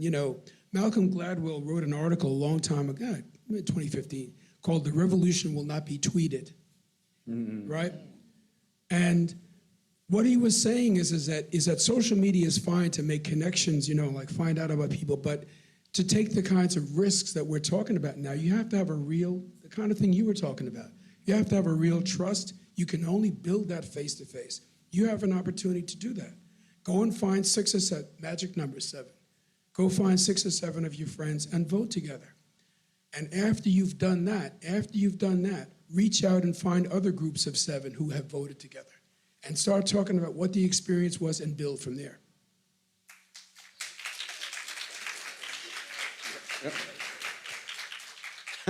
We're playing hot potato with the mic. Right. I have just 2 quick thoughts on this. The first thing is, if you want young people to feel that their vote matters, to show up to the ballot box, you have to talk to them. And don't talk down to them, but have a conversation with them, right? I'm seeing lots of thank you. Thank you. I am not Gen Z, but I'm Gen Z at heart. It's young people are so good at having fun and finding joy in politics and work and all of that, but that does not mean that they don't take the issues seriously. And one of the things I've learned, I've done a lot of work with young gun violence prevention organizers. And one of the things I've learned is that they have really complex and nuanced ideas about policy. And they can sit in those rooms and have those conversations about policy. And I think if you want young people to show up at the ballot box, you need to have those conversations about policy, right? You need to talk to young people about student loan debt. You need to talk to young people about the cost of rent. You need to, talk to young people about foreign policy because they care and they're passionate about what's happening around the world. So that's number one, is if you want young people to show up, you have to talk to them and have real complex conversations with them. And the second, I think it goes back to your education question. I think we've done a real disservice to generations of young people by not helping them understand how powerful they are on every level of government.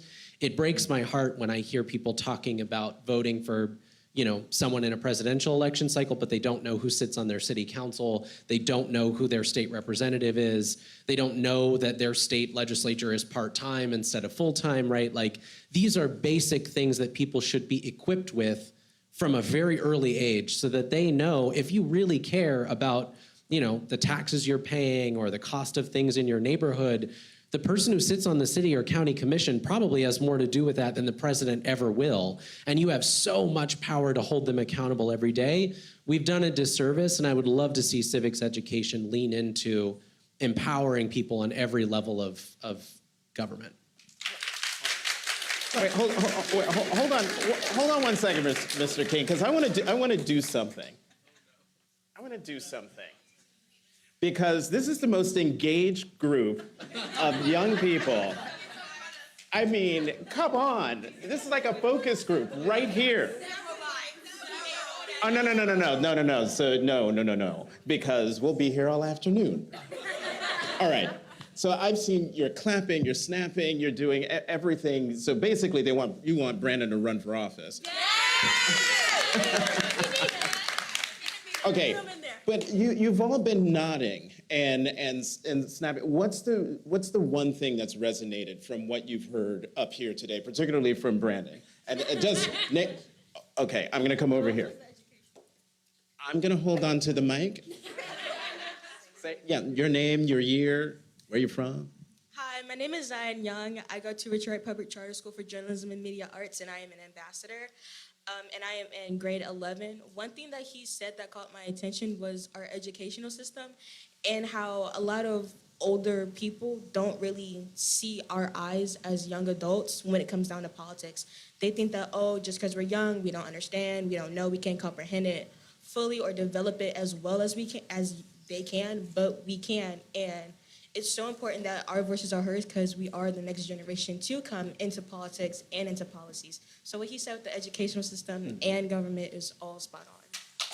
All right, I'm going to give two more people. I know this is unorthodox. I'm sorry for social media trying to keep the eyes up there. Go ahead.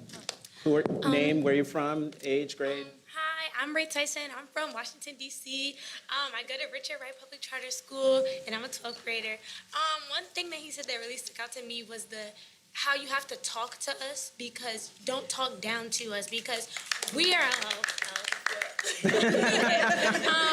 we're actually very smart kids. Just you have to frame things differently to us, because there are some kids out here who are really, really smart, but people don't know how to speak to them, so they can't convey those ideas. And then when we do convey those ideas, either the older generation is like, you don't know what you're talking about, or no, you're wrong. Like, they beat us down so we can't get our point out. So that really stuck out to me, because that's the truth.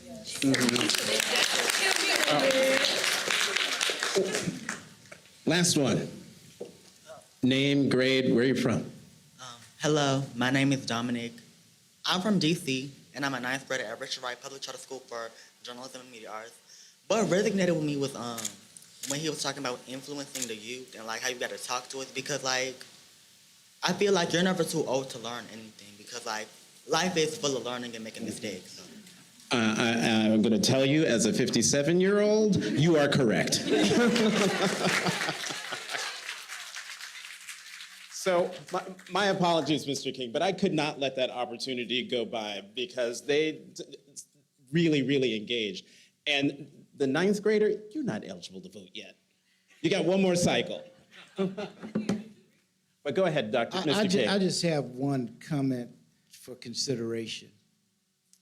In our nation, when one goes to college, and if you're in the military, the ROTC, you graduate as a lieutenant, which is a commanding officer in the military, which means that you have 15 to 25 troops that you tell what to do. So if you can be at 21, graduating the average age maybe from college, a commanding officer, why then can't you offer yourself to run for school board, to run for state legislative office, to run for, mayors in some cases? Most of those jobs are part-time. And the way you get young people engaged is you have young people leading. So it is important to think about, I have these ideas. I don't like the total curriculum. I want to change, hypothetically, some of the things we're taught in school. But if you're on the Board of Education, you make those decisions. And you make those decisions for others. So the more we have young people in the process in that way, as from the elected side, because you can lead, you're doing it all the time. So don't not consider offering yourselves for public office positions. Just comment. So we have just about 10 minutes left. So I'm going to combine two things. One, I mean, we've sort of touched on expanding access to the ballot box and voter education, but I wonder if there's anything in that topic area that we haven't touched on that we should before we go to the closing remarks. Go ahead, Fatima. Well, so everything you all said was right, not just for young people who may be voting for the first time, but I think any voter. We can't be at doors or on phones or in community meetings and talking down to people. And I actually think we also have to level with folks about a few things. And one of those things is that sometimes change takes a long time. And that's hard to hear. That is hard to hear, that it's not just one election I'm going to ask you to vote in. I'm going to actually ask you to keep voting each time. And especially now, I really think we're in a giant contention for who we're going to be in the future right now, and that's why it feels so tough. So that leveling with people without talking down, but real talk, because people can handle it, is a thing that's been on my mind. And I guess a related thing that's been on my mind is talking about what people care about. Right? When someone said student loans, I saw all of y'all like hands up. You were thinking about it. We need to be talking about things that are on your mind, not just what I'm also thinking about. So thank you for that reminder today. So what I was just saying to him, he was saying, look, talk to people. And the other half of that is listen to people. And this ninth grader here, I was saying ninth grade. I mean, it's like, yeah, I mean, the thing is that we have no idea how much brilliance and capability there is just waiting to come to fruition if we would just step out of the way. We have to understand, none of this wait your turn business. We don't have time for that. Any of you young people from your age to mine who have something to offer, come to the table. Let's do this. We've got to do this together. African proverb, you've probably heard it. If you want to go fast, go alone. If you want to go far, go together. Brandon, do you have anything to add on the access to the ballot box, voter education, that we haven't already touched on? Yeah, I guess I would, again, underscore what you were saying, which is this idea, I talked about the disservice we do to generations of people when we don't teach them how powerful they are in every level of government. I also think we do a disservice when we treat democracy like a one-day holiday and not a 365, 24/7 group activity that requires us all the time deeply engaged with each other. Democracy is not one election every few years. Democracy is every day. And democracy is also not a destination. An election is not a destination, right? These things are checkpoints on a journey that we're on together. And I think we have to be honest with people about that, right? It's like the candidates that you're looking at are not perfect. They're human beings but they are the vehicle that you are choosing to help move things in the direction that we're all trying to get to. And it's going to require you to, yes, show up on Election Day, but then show up on November 6th and hold them accountable, and November 7th and November 8th. And you're going to have to keep showing up every single day.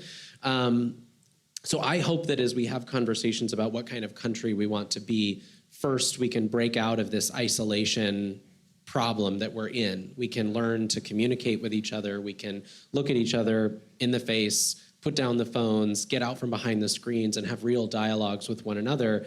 And I also hope we can build a muscle around democracy that helps us understand it's our obligation to be engaged in it every single day, 24 hours a day, that it's about the conversations we're having at a Thanksgiving table, not just the piece of paper we put in a box in November. Goodness gracious.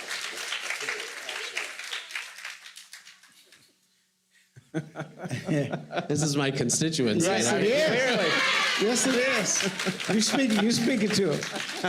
I was going to add something to that, and it'll come back to me. You know, so I have part-timers. No, I don't have that. Let me take that back. But let me say this, because one of the things that President Obama said to our nation was, if I'm able to win, I need your help governing. Most of us just chill. Okay, you got it. We're going to let him handle it. No, you have to create the climate and the condition so that the nation can respond, because experts are telling the president one thing, whoever the president may be. But the people also need to engage and stay engaged, because if there's no information, no engagement by the community, then, you know, the president, whatever the experts tell him or her to do, that's what they're going to do. You know, we're living in a world, it's a frightening situation with the potential of war right now on our precipice. Now, that's always been a threat, but it feels like it's greater now than ever before. And as I said, I have to go back to what Dad said. Humankind must learn nonviolence, or we will face non-existence. The things that we see happening in our country that are negative are not sustainable. It doesn't mean we don't need to have difference. That's fine. Or a different way to do things. There are ways for us to accomplish most of the objectives that are responsible. I think that can be done. But I also think that, you know, we got to find a way to stay, if you will, on the battlefield. I don't know if I like that analogy, but I think that it is an analogy that we can understand. It's really just staying engaged. It doesn't mean 24/7, but for those of us who are really interested, it might mean 24/7. For those of us who are just moderately interested, it means staying engaged. That's why every election cycle is important, not just one, because things are determined down the road. For example, you know, I've been involved in, for over a year now, a campaign to get the Supreme Court expanded. Because in my lifetime, the Supreme Court, we've gone to the Supreme Court many times to expand rights and privileges.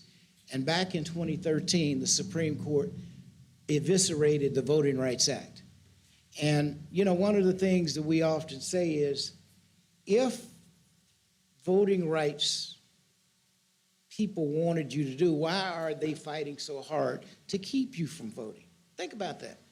There are rules that are designed in many states. My own state of Georgia, you can't even give somebody water in line who's waiting to vote, a senior. That's illegal. I mean, you get a ticket, you get it's a misdemeanor, but it's still, for voting, really? But bottom line, and the other thing I'm going to go out here and say, we haven't gotten there yet, but we're working on technology. Now, this phone that we all have, we pay bills with it. We order anything we want on it.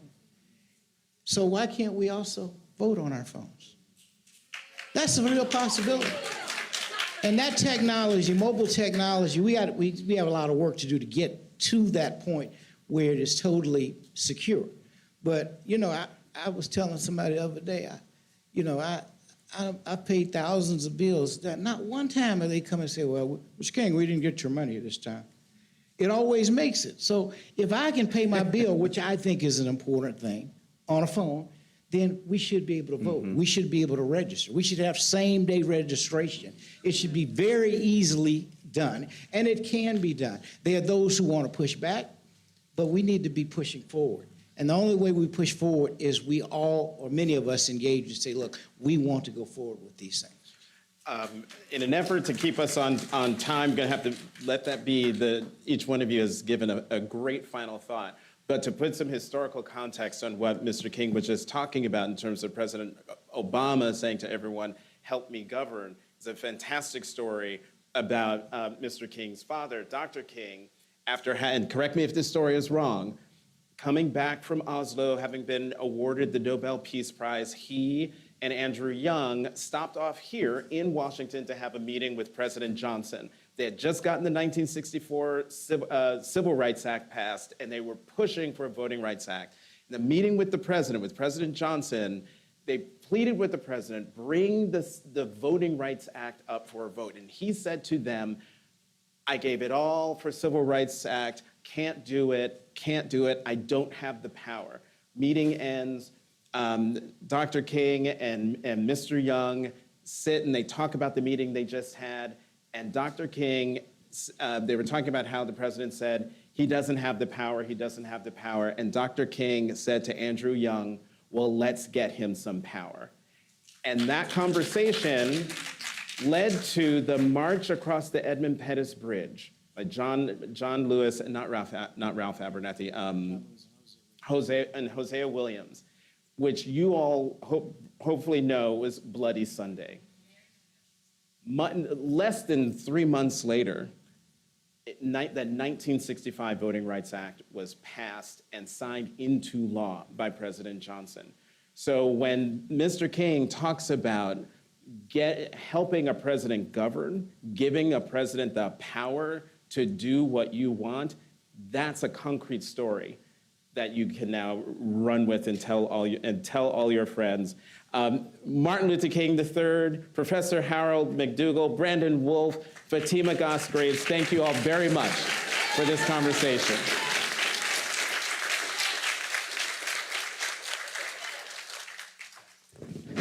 All right, we're going to take a very brief break, about 5 minutes, and get started. So take a quick break, and we'll see you back here in 5.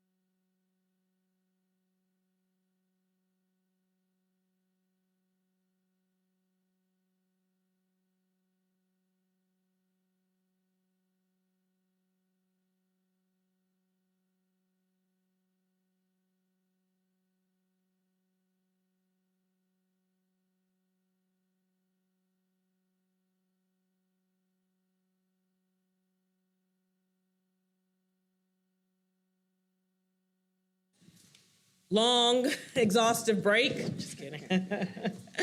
And while my fellow panelists are taking their seats, I want to once again thank Panel 1 for the important discussion and particularly for their diagnosis of the challenges. They were extraordinary, right?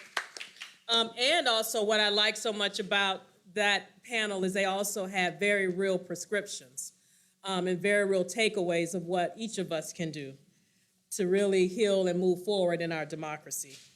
Now, I am very much looking forward to this next panel on political violence, hate trends, and the path to community.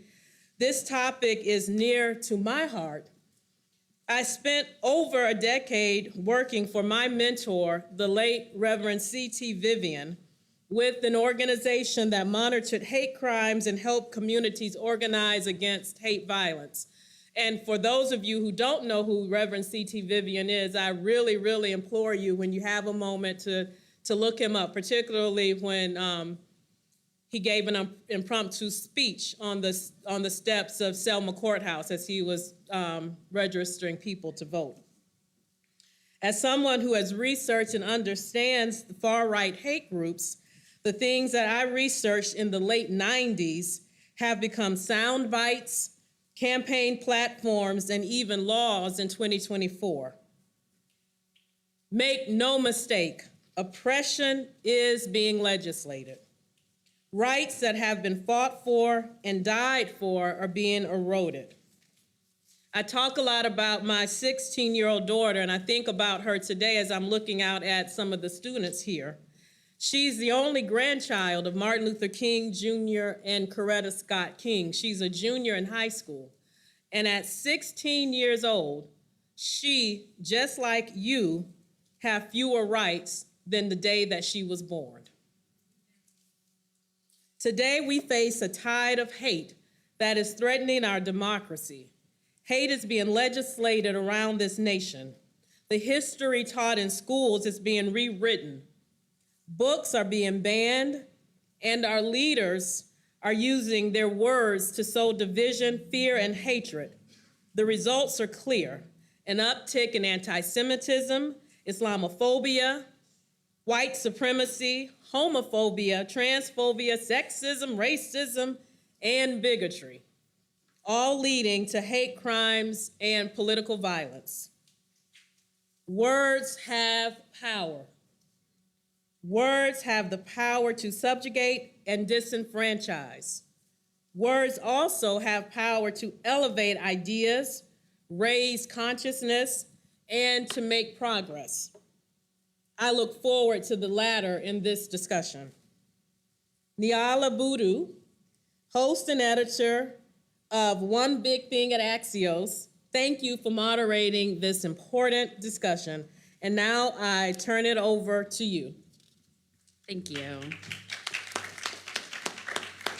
Thank you all for joining us today. As we were just hearing about this important discussion that we're going to have, we all know that we're seeing urgent and alarming trends of political violence, hate crimes, and divisive rhetoric.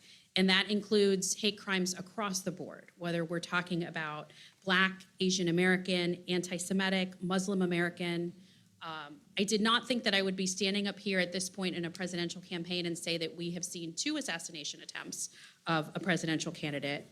And of course, this is all against the backdrop of the January 7th attack on the US Capitol. So today, as we talk about the rise and danger of political violence, we're also going to talk about history, the history and increase in hate crimes, and as we were just hearing about this trend in legislating hate, and of course, most importantly, how we can build a path toward the beloved community and talk about some solutions. So we have a great panel here with us. Let me just introduce everyone who's on stage with me here.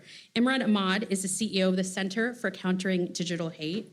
Rashad Robinson is president of Color for Change. Harry Dunn is a former U.S. Capitol police officer and founder of Democracy Defenders. Of course, Andrea Waters King, president of the Drum Major Institute. And Damon Hewitt, president and executive director of the Lawyers Committee for Civil Rights Under the Law. As we talk about all of this, I just wanted to start with an opening question to all of you. And it's really just, how are you doing?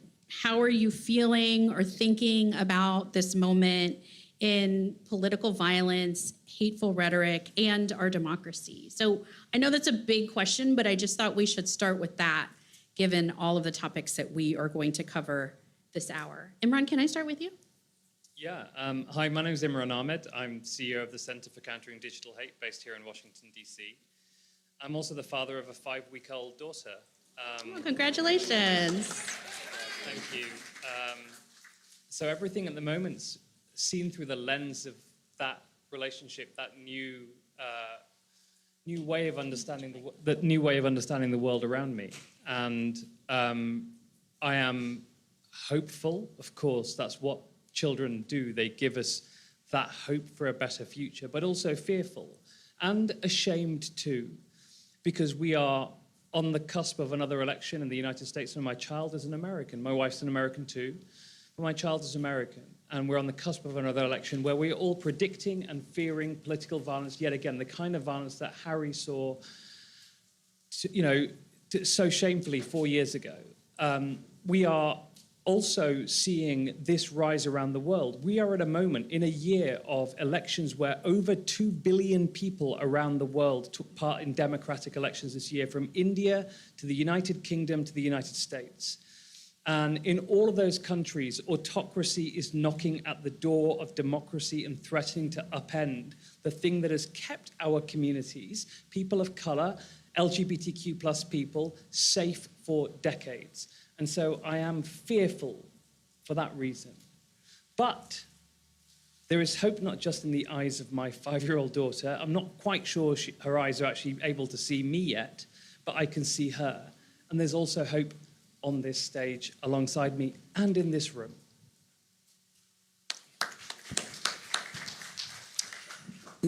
First of all, thank you. It's great to be with you all.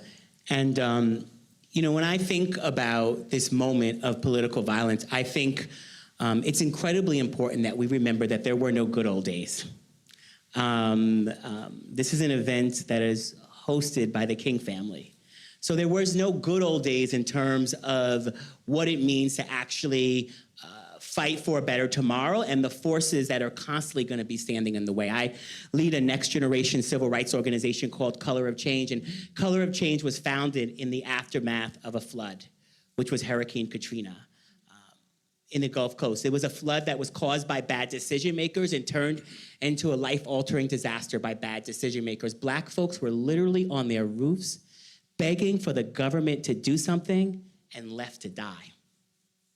That's also violence. And in those moments like Hurricane Katrina and so many of the other moments, it illustrates things that we already knew. Geographic segregation, generational poverty, the choices that have been made time and time again, the impacts on all sorts of systems that harm and hurt us. But at the heart of it, no one was nervous about disappointing Black people. Government, corporations, media, and when institutions are not nervous about disappointing your community, it doesn't matter what kind of research report you have that illustrates all the facts and figures. It doesn't matter what you do in the courts if you don't have the power to implement it. It doesn't matter. You need people power and narrative change. You need the ability to be able to hold those in power accountable and force people to do things that they wouldn't otherwise do, to be able to change the rules. And so when I think about this moment that we are in, of heightened political violence, I am constantly thinking about what can we do to change the rules? What can we do to change the incentive structures that allow for political violence to be profitable in this country? And that's one of the things I hope we talk about, because in moments of pain, in moments of challenge, in moments where we can feel like all of the forces are closing in on us, I constantly go back to what can we do? What type of strategic action we can take? How do we make sense of the moment to bring people together to fight for a better tomorrow? And to recognize that every single change that has come in this country has come with us having to overcome forces that wanted us to be silent, wanted to push us down, and wanted us to be afraid of what we could achieve together. And so while I sort of absolutely recognize this moment, I also recognize the possibility of people in this room and people around the country making something possible that we didn't believe was possible. Good afternoon, y'all. My name is Harry Dunn. I'm a former United States Capitol Police officer. I was at the Capitol on January 6th. Thank you. Your question, how are you doing? I'm a large man in stature, right? People see me and they want to give me a hug. I can usually offer comforting words to them, a nice hug, make them feel safe. I have a 13-year-old daughter. I like being that teddy bear, right? I like being that person. I left the Capitol Police after 15 plus years to run for Congress. I like what you said earlier. I like change. What can we do to make a difference? So I was like, all right, I did everything I could do as a police officer. What's my next step? What's next? Very solutions oriented. And when I was running for Congress, I had a lot of people that I would talk to on the phone, in person. And they would say, Harry, I am scared. I'm worried about our country. And I pride myself in being able to issue some kind of comforting words, a look, something that could say, hey, it's going to be okay. And I couldn't do that because I'm not going to lie to people. I don't know if it's going to be okay. I don't like to be this fear mongerer or woe is me, woe is we, but I'm worried.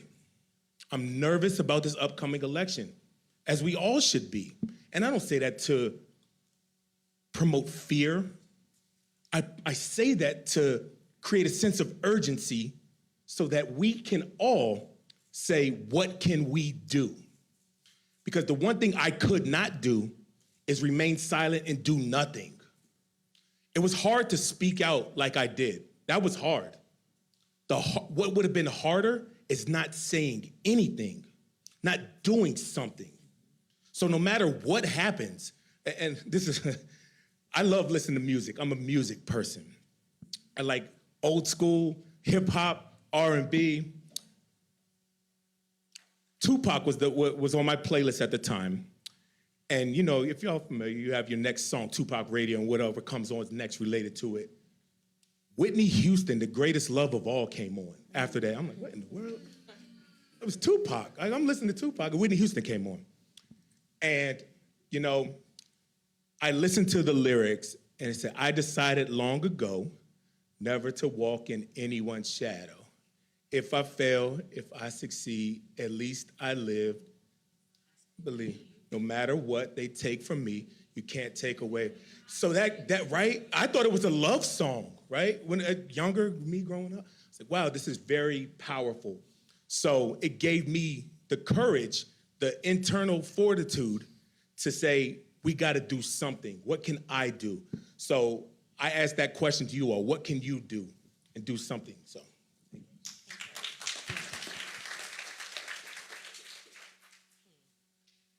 How am I doing?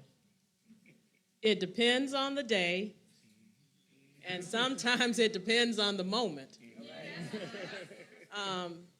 You know, one of the things that has always been my guiding star is that when I used to monitor the organization, originally it was called the National Anti-Klan Network.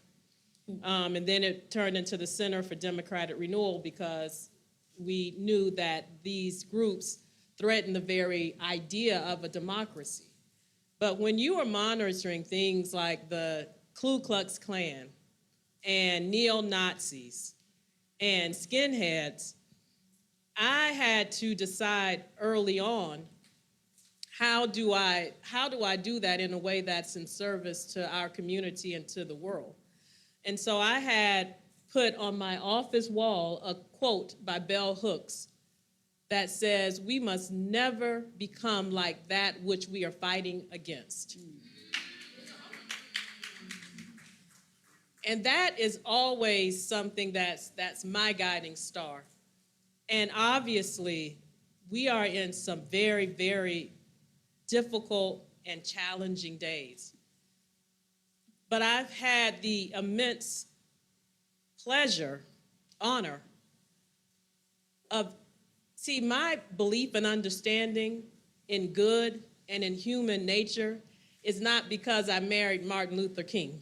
III, as wonderful as he is, my knowledge about what's good and right and just, and the fact that we can change the world was informed by working with two people who did just that. Reverend C.T. Vivian and Ann Braden, who was mentioned in the letter from a Birmingham jail as a white Southerner in the movement for peace and justice for all of us. So I know what happens. I know how powerful we are. And I also know what happens when it looks impossible. You know, there's nothing that's impossible. The very word says, I'm possible. And I know what happens when average people become super people. And that's what this time calls for. So then that gives me hope. It has given me tremendous hope to be here with you young people today. Because you all remind me so much of our daughter. And she holds our feet to the fire to make sure that we are operating in a way that's honoring young people and honoring your power. And I really believe, and I've said it before, that this generation, I really believe is going to be the greatest generation that this country has ever seen.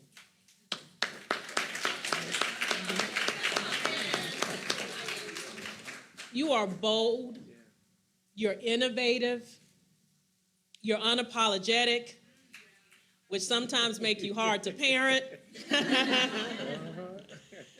But all of those things are going to fare you all and this nation well.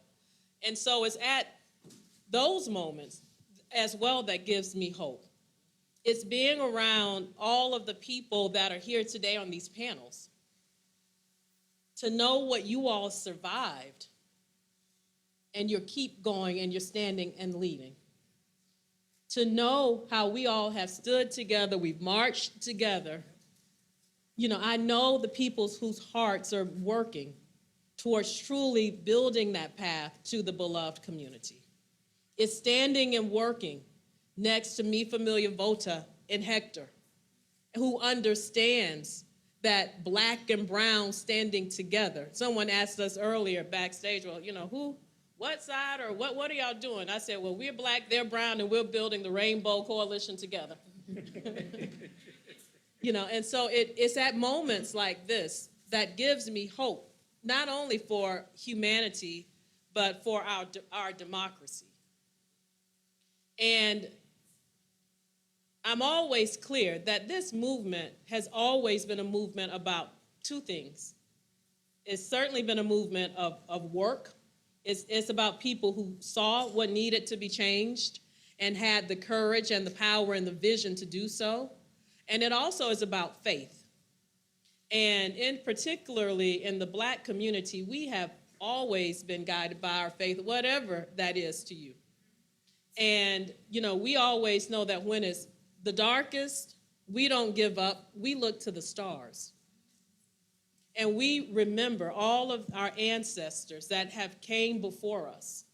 And we know and understand that each one of us, no matter our faith, no matter our path here today, somewhere, someone in some way prayed for you. And particularly young people, I want you to understand that you are the answered prayers of your ancestors. And those are the things that keep me going, that faith in humanity, the faith in this coalition that's coming together and standing together, and the knowledge that no matter what it looks like, you know, today is Gandhi's 155th birthday. It's 155. And one of the things that he said is that whenever he despairs, whenever he gets tired, which we all do, is that he looks and he thinks about history. And he said that the way of tyranny, the way of fascism, has never won, ever. He said it may look like it from time to time, but when you look back and you think over history, that has never won. It always has been what is good, what is right, what is just, that has overcome tyranny, that has overcome fascism, and now it's just our turn to do our part in that long march toward freedom.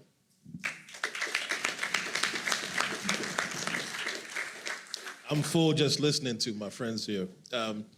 You know, Stevie Wonder has a song that I'm going to quote a bit out of context, Ordinary Pain. And when I think about the song title, I think about the ordinary pain of black folks since slavery, Jim Crow, and now. I think about the ordinary pain of brown folks. I think about the fact that, to harken back to what my brother Rashad said, the long view, you know, as long as we've had education in this country, we've had racial discrimination in schools. As long as we've had elections in this country, we've had racial discrimination in voting. And so it's an ordinary pain in the sense that that's the things that we're fighting against. So we can feel weary, to call it a question, we can feel weary, but I think the thing that I'm feeling sometimes weary in body, but in spirit, not at all. Because what I do hold on to is not just the things we're fighting against, but what we're fighting for. At our organization, the Lawyers Committee for Civil Rights and the Law, we talk about something we call the future we deserve.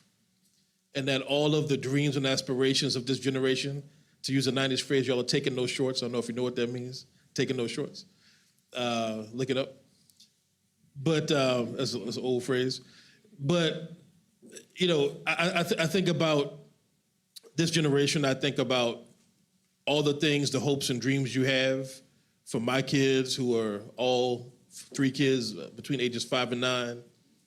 And I think what I want for them and what they want for themselves are not just wishes. They're not icing on the cake, they're the cake itself. And frankly, they're the meal before the cake. It's the future that they want, is the future that they actually deserve. And I think about Reverend C.T. Vivian. On those steps that Andrea talked about, he said, we are willing to be beaten for democracy. Not be beaten for no reason, for democracy. For democracy.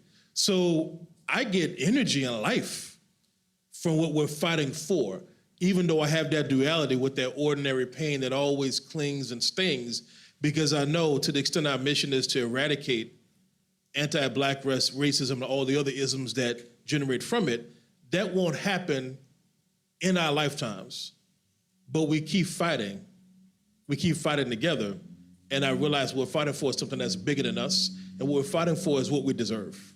So that's how I'm feeling.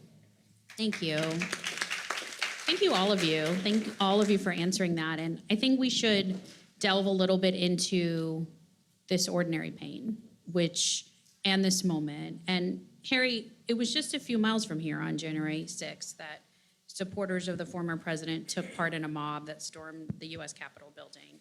A lot of people are afraid that something like that could happen again. How do we prevent that? How do we lower the heat of the rhetoric?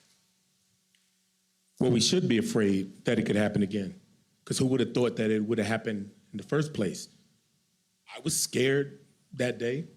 I'm scared now that it could happen again. I'm no longer with the police department, but one, I have friends and former coworkers that still are there. And as a citizen who loves this country, it's scary and sad that it could happen again. How do we keep it from happening again? Well, first of all, logistically, we have an adult in the White House now. President Biden is an adult, not like on January 6th when Donald Trump was responsible for the National Guard and stuff like that. So logistically, we have an adult. That makes you feel better. That makes you feel safer. Secondly, accountability. 2 things that accountability does. It brings peace and some type of justice and comfort to those victims. And secondly, it serves as a deterrent to keep people from doing it again. Accountability has not been had at the highest levels of January 6th yet, to include Donald Trump, maybe members of Congress, anybody else that co-conspired. And now if we're looking at the Supreme Court with their recent immunity ruling, it's a possibility we'll never see accountability. Never. So when you say, how can we prevent it? If Donald Trump right now has gotten away with it, and he is saying, I did nothing wrong, and there's been no legal body that pushing back against it. So what's to stop him from doing it again? Nothing, really. Well, there is. November the 5th, the people have a say that once and for all, we can hold him accountable at the ballot box. So that's been my mission. Can you just say one thing about that? Well, first, applaud for this brother real quick, please. I agree wholeheartedly. You know, we decided a few months after the insurrection at the Lawyers Committee that we were going to file a lawsuit, a kind of lawsuit we haven't filed before. We do a lot of work on police accountability in terms of self-determination for Black communities to determine safety on our own terms. But we believe in safety not just against state violence, but against white supremacist violence as well. And so we decided we'd actually represent some of your fellow Capitol Police officers. Conrad Smith, who's now retired, is a named plaintiff, and there's several others. Most of them are Black men, like Harry, who were on the front lines that day. What we've alleged, though, is a regular old CO a conspiracy to violate civil rights. And we're pushing for the accountability, too. So there's at least 3 legs in the stool of accountability. There's the criminal liability, which is very elusive. Although I will say a number of the people that we've sued and who confronted you that day have been prosecuted, convicted, sentenced. Many of them pled. There's the political accountability, which is about November 5th, but other elections along the way. But then there's also that leg of the stool, that's the civil liability. And that's why we're suing. We are trying to strategically delegitimize the ideologies that led to those actions, but also, frankly, destabilize the organizations. Because Trump isn't the only defendant, it's also the Oath Keepers, the Proud Boys, and 24 of their closest alleged friends and co-conspirators. And so one lawsuit doesn't do all the work, but it's the aligned effort that makes a difference. And what some people thought was an odd fellowship between us and police officers, who are human beings, and who defended life, liberty, property, and democracy itself on that day is very important. Imran, can you help us understand a little bit more about what this looks like online when we're thinking about digital hate, when we're thinking about how, when we think about the community that led to January 6th, what that looks like now also? Yeah, I mean, I think this, forgive me, because I don't actually come from the civil rights movement itself. I'm a student of the sociology and the nature of how the lies that underpin hate and the words of hate spread in digital spaces online, in particular on social media. And the ways in which bad actors are able to weaponize those spaces, the ways in which bad platforms algorithmically amplify and normalize the lies that underpin hate. And lies and hate are inextricably interlinked. All the way from the beginning, take anti-Semitism, for example, the notion of the blood libel, the protocols of the Elders of Zion, which underpinned Hitler's ideology and his hateful, his murderous hatefulness. Or even in the 21st century, the Great Replacement theory. Now, the Great Replacement theory was used to justify the massacre of Muslims in Christchurch, New Zealand, of Jews in the Tree of Life Synagogue in Pittsburgh. Can you just so everyone understands, can you explain what it is? The Great Replacement theory is a theory that the reason, and it's really relevant right now because you're hearing this being talked about in contemporary political rhetoric, being, from mainstream politicians. Blacks, minorities are being bussed into this country in a deliberate plot to destroy the white race. And there's lots of different variants of it. So one variant of it set me off on this journey. It was the summer of 2016 when a conspiracy theory was being spread online that we thought, it's online, it's not a big issue. Who cares about online? Online stuff, that's not the real world. This theory was that the EU, the European Union, was trying to import Muslims into the UK to rape 14-year-old white girls to destroy the white race. That conspiracy theory affected the referendum in the UK. It led to an earthquake in European politics. Brexit, The Brexit referendum. But it also directly led to the assassination, the stabbing, shooting, and beating to death of my colleague Jo Cox, who was a 41-year-old mother of 2, who was savagely beaten, shot, and stabbed to death on the cobbled streets of her constituency, Batley and Spen, very close to where I grew up in North England. And when that moment happened and her attacker, Thomas Mayer, was screaming, "Britain first, death to traitors," two things about what he was screaming at the time. Death to traitors was the slogan they used for the Great Replacement theory. It was the idea that people are traitors because they're destroying the white race, destroying the nature, the soul of our country by importing people that look like us. And he was also saying Britain first. Now, Britain first was the name of the first political movement in the UK to achieve 1 million likes on Facebook. And the reason why this set me off on the path to what I do now was that 2 years earlier, someone had told me that. And I'd said, who gives a damn? They've got 1 million clicks. We have 500,000 members. And how wrong was I? Because what I hadn't seen and what so many others hadn't seen was that in the modern world, the main place where we share information, where we establish and maintain our relationships, where we establish and socialize our norms of attitude and behavior, what's called our social mores, where we negotiate our values and where we negotiate what we call the truth, had shifted to social media. And they operated with different rules, different mathematics, different rules of physics in the real world. In the real world, in any space that we walk in, if people scream the N-word, consequences happen. On social media, you get amplified. And so it was normalizing, making more visible, making it feel like that's the experience that people should expect, and that was a normal way to behave. And that, again, led to the dynamics that underpin what was happening on January the 6th, 2020, when people were seeing the normalization of extremist rhetoric, of ideas that were once unthinkable in civilized society. The notion that the most sacred aspect of democracy itself, which is that we give up voluntarily political violence in order to put the ballot box first. The ballot box determines our collective future as a nation.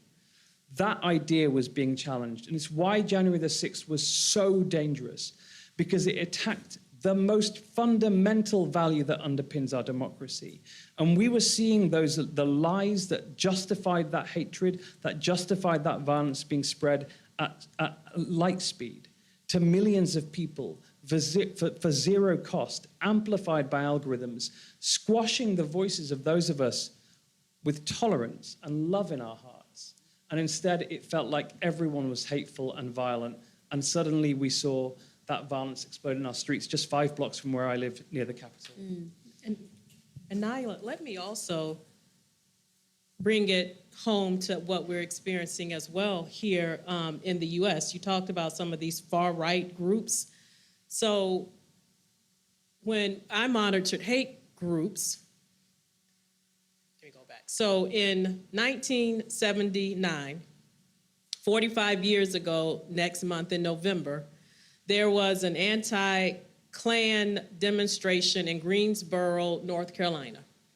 And so as the protesters were getting ready to organize their beginning of the march and getting ready to start their march, the Ku Klux Klan and neo-Nazis pulled up in a pickup truck in broad daylight, in front of video cameras and the news media, and killed 5 of the demonstrators.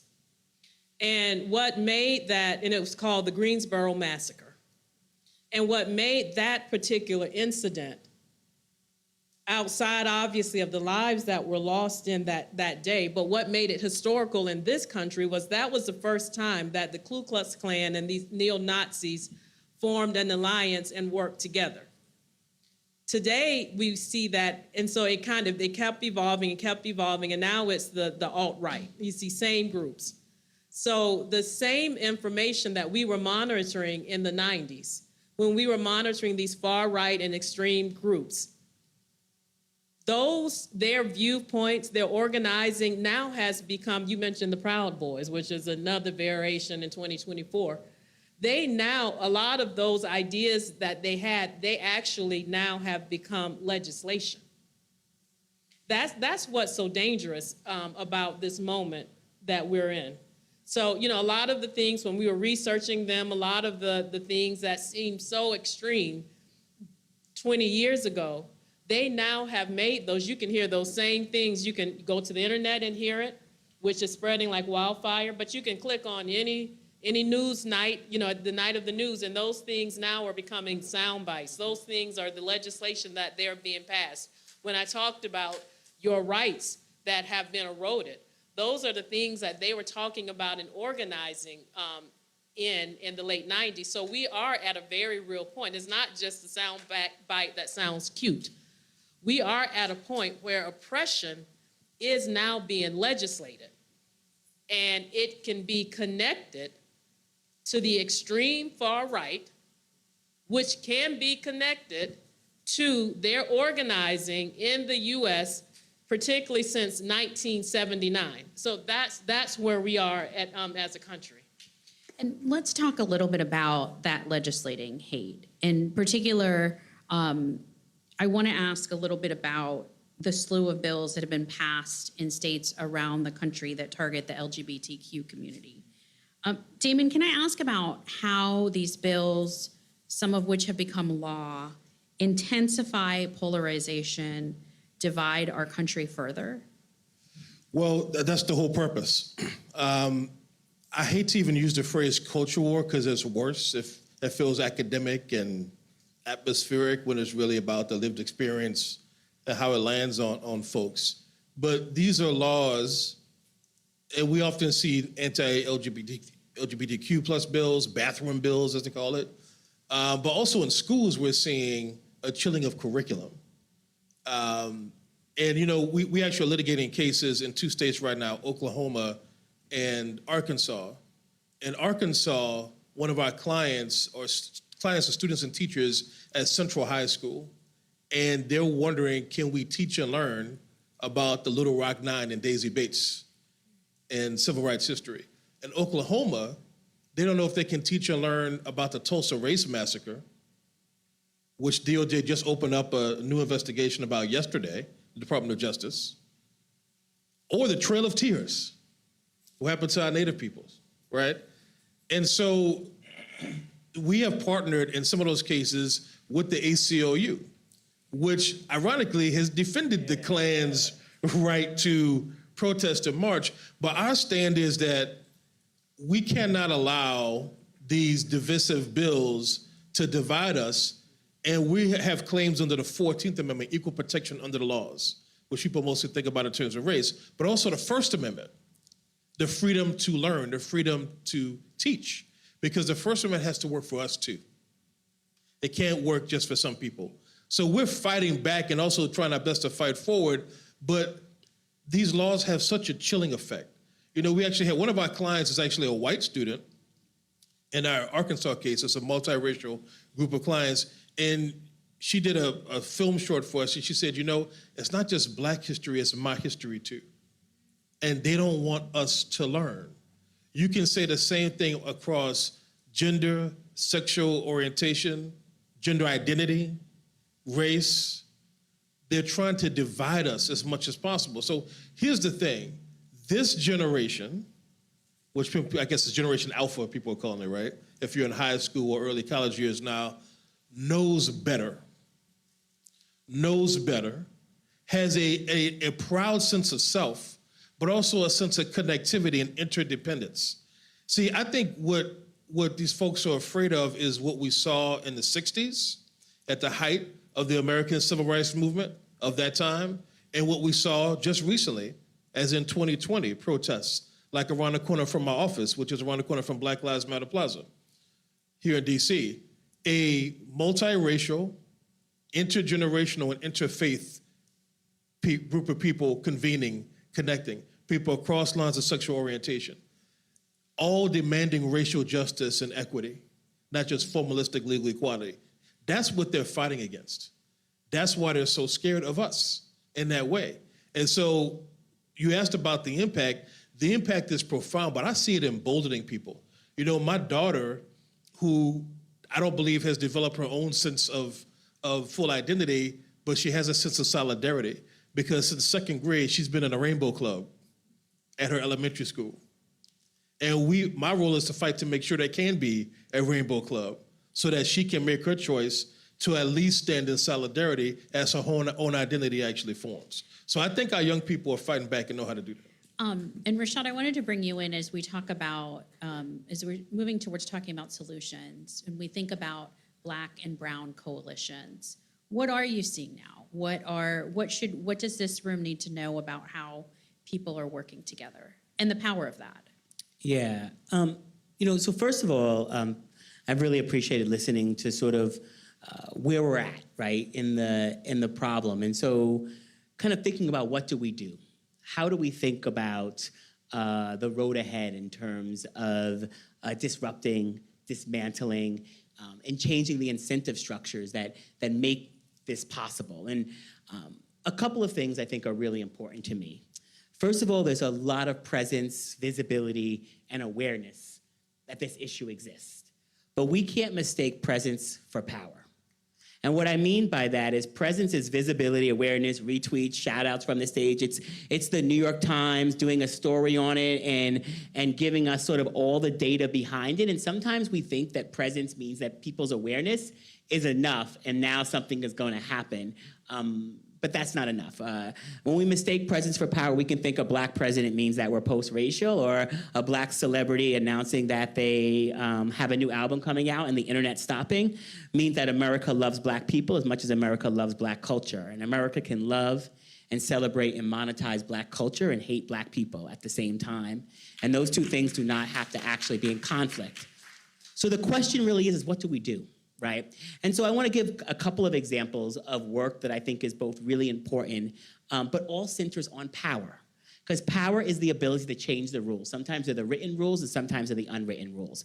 And so shortly after Donald Trump was elected in 2016, we saw a new rise of white nationalist groups all around the country. We saw groups starting to march and engage in new ways. And I, in so many ways, with my team was looking at what do we do about this? How do we deal with this, right? You're not gonna demand things from the white nationalist groups. At some point, law enforcement in those places is showing up, as the groups come, but that's not able to kind of disrupt and dismantle them. There's these questions of how do these groups have infrastructure and how do they operate? And so we spent some time researching this, and we really got a sense of where do these organizations' money come from?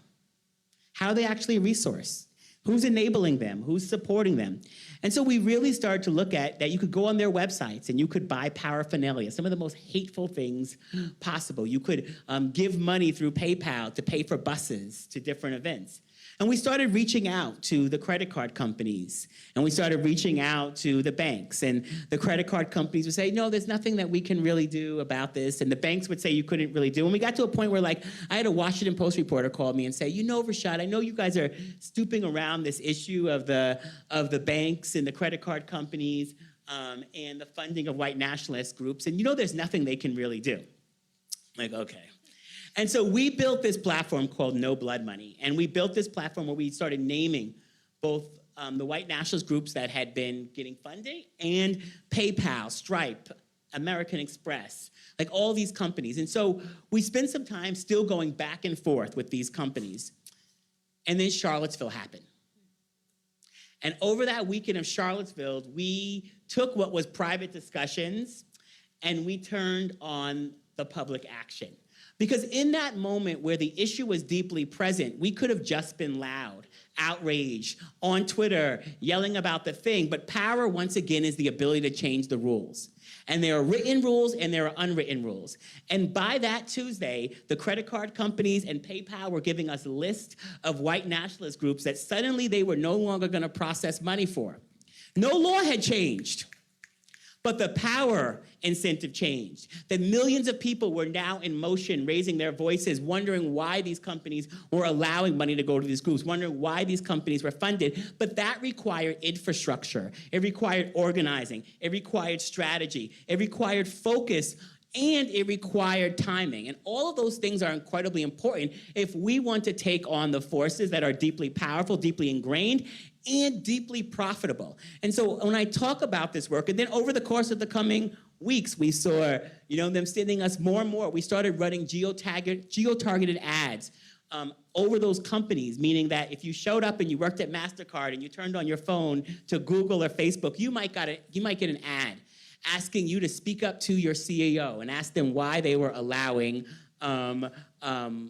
fees to be processed for white nationalist groups. And I remember meeting with the folks at MasterCard, and they were like, Visa's doing it too. I don't understand why you're not running ads to Visa. Oh, no, we're running ads to Visa too, don't worry. And I said all that to say that is one example. Other examples is the incentive structure of big tech. What is amplified, what money can be made, how this information travels. Right now, YouTube is monetizing, has ads running up against anti-Haitian hate. Right now, content that is attacking the Haitian community will have ads from major funders, major corporations right up against it. Those are the type of things that we have to disrupt, that we have to stop, that we have to make it unprofitable. I want to end by saying that we will always lose in the back rooms if we don't have people lined up at the front door. And so this is not simply about how much information we have or how much awareness. We need all of those. But then we actually need people in motion to take on the folks in power, to take on the decision makers in power, and to cut off their money. Because once we are able to truly make racism, to make injustice, to make hate no longer profitable, we will actually see the sort of ways in which it operates and the ways in which it travels completely change. But as long as it is deeply profitable, there will be all sorts of enablers and all sorts of people and all sorts of institutions working to uphold it, working to profit from it, and for working to continue to make it a reality. Rashad, thank you for sharing that. As particularly, Imran, I think this is Elon Musk sued your center for countering digital hate. This room may not know about this lawsuit, but I wonder if you can tell us a little bit about that and the outcome and how that fits into what Rashad was just talking about. So let me just pick up on what Rashad said about the incentive structure. And here's one of the things that's fundamentally different to the hate that we've seen in the past. It's not just politically profitable to be hateful. It is now economically profitable for the producers and distributors of hate and the lies that underpin hate to continue doing that. And one of the things that we've studied, and as I said, I'm a sociologist, I'm actually a scientist by training, I'm a data scientist, and so we looked at the data on how much money an individual hate actor that spreads hate online, that's given that promotion, makes for each of these platforms. So one medium-sized hate actor can generate between $10 and $20 million of revenue a year for the platform. That's shared for most platforms like YouTube, 55-45 in favor of the producer. So someone's making bank out of just screaming nonsense and hate and lies about black people, about brown people, about Muslims, about Jews, about whoever else. And we looked at that and we thought, well, Rashad runs a much bigger organization than me. My organization is makes less than $10 million a year. We're about 40 people globally.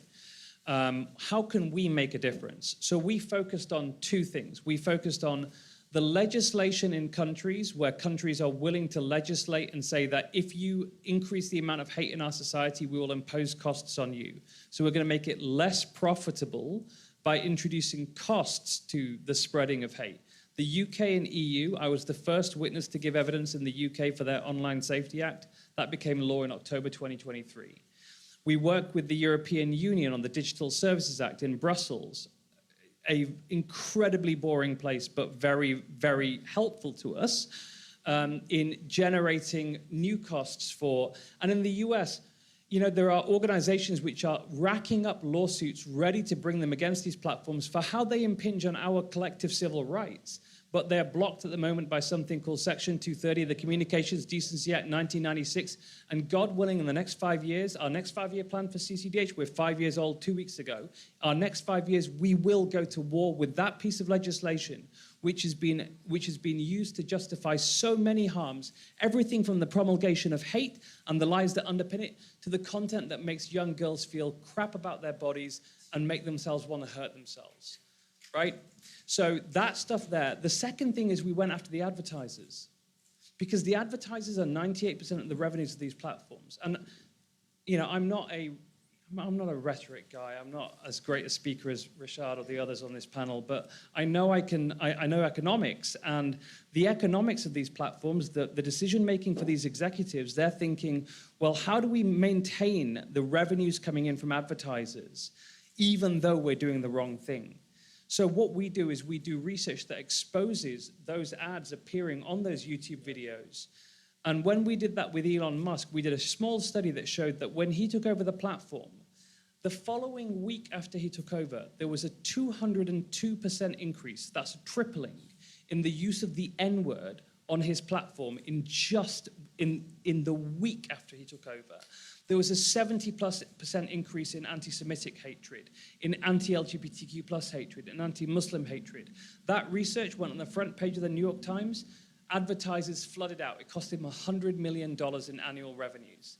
And he then sued us for that, saying, how dare you do that research? Not for defamation, not saying that we were wrong, but for the act of doing the research itself. So when you hold up a mirror to How much hatred- did that lawsuit cost you? It cost us $1 million to defend, but you know what? We won it.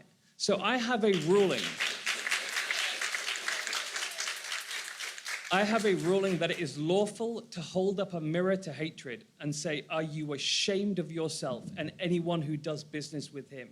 And we won that, and we protected our own First Amendment rights. Never forget that when these people talk about how their platforms are about freedom of speech, they mean a certain kind of speech. And they mean the kind of speech that restricts our freedom of speech, our ability to walk out on the streets and walk out on the digital highways that comprise how we communicate in the modern world without facing a torrent of hatred in response. Balancing those rights is the challenge of the next few years, and I know that we will, you know, collectively, I think that we can win this battle. Preach. Yeah. Absolutely. That's fair. Wow. And this is enlightening to me.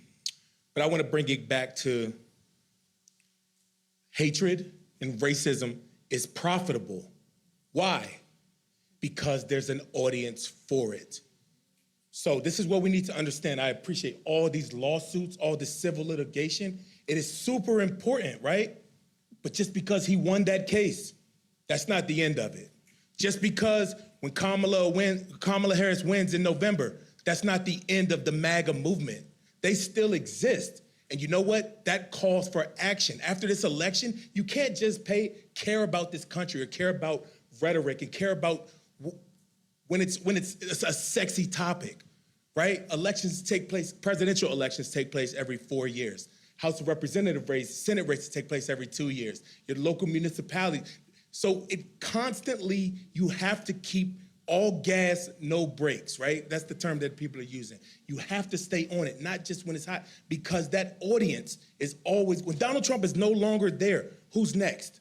When Elon Musk is, it's always gonna be there. Hatred has been in this country, in this world, since it existed. One of the things I said when I testified before Congress, when I talked about January 6th, get upset, right? Because on January 6th, when the building was finally cleared, it was safe, I sat down with some of my coworkers, and I just cried. In the middle of the rotunda, built by Black people, built by slaves, and I had the honor to protect it, to protect their work. And it was a powerful moment for me. And I said to my coworkers, I cried, is this America? And the answer is yes, because what is more American than beating the crap out of somebody and trying to take something from them because you don't like it? That's what America was founded on, but it's not okay though.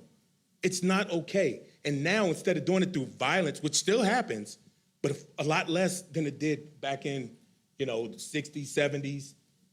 It still happens now, but now they're doing it, like they said, through legislation, through laws. So as they are evolving, we need to continue to evolve our fight also.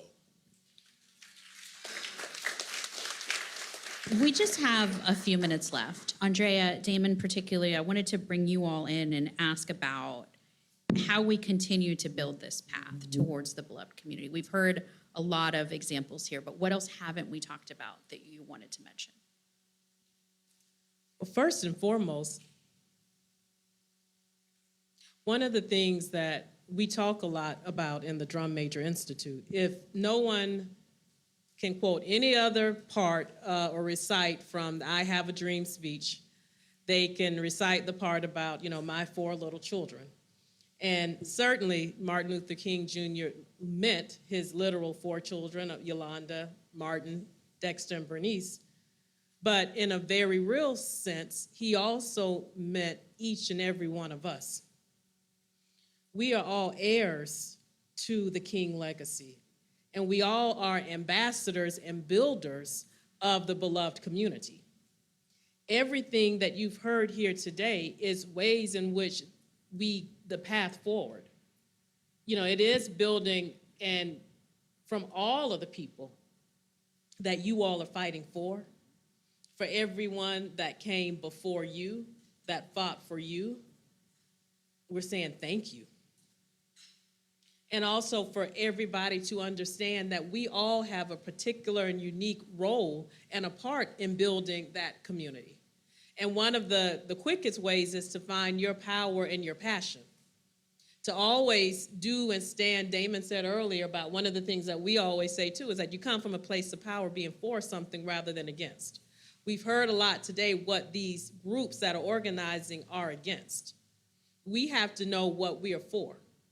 And we are for peace, for justice, for equity, for building out that beloved community. One of the reasons that hate crimes are so significant is because they're not about attacking the individual that they are attacking. It really is trying to send a signal to that entire community that you don't belong here. And so that's why when there are hate crimes that happen, there's normally, or there should be there's an additional punishment in some states that we fought for, because we understand that you're targeting an entire community. But one of the things I think that we have to understand is legislative. We have to continue to push for laws that lift us all up, that don't limit us in this country. We now have to undo laws that have been passed that are eroding democracy. But we also have to continue to stand up at any time and organize when we see these things happening. So, it's Dr. King talked about, I can't make a man love me, but I can't legislate his heart, but I can stop him from lynching me. And we need the combination of both as we move forward to truly address this issue. But it all begins in knowing exactly the history of these groups, to understand the ties that they have. When you see fascism, we used to monitor Le Pen. That was the handbook of white supremacists and neo-Nazis all over. Now his daughter, that party is in hair's distance of being the political party of France. When you truly know and understand that, and acknowledge how hate has spread, we definitely have our work cut out for us, but I hope that what everyone is seeing today, that whether you're here or tuning in, is that there are also very real and tangible solutions, that people are getting involved, people are standing up, and that this rising tide of hate that we're seeing, the hate crimes are at an all-time high, but this rising tide of hate that we're seeing, that we can be that erosion that's stopping it, each and every one of us.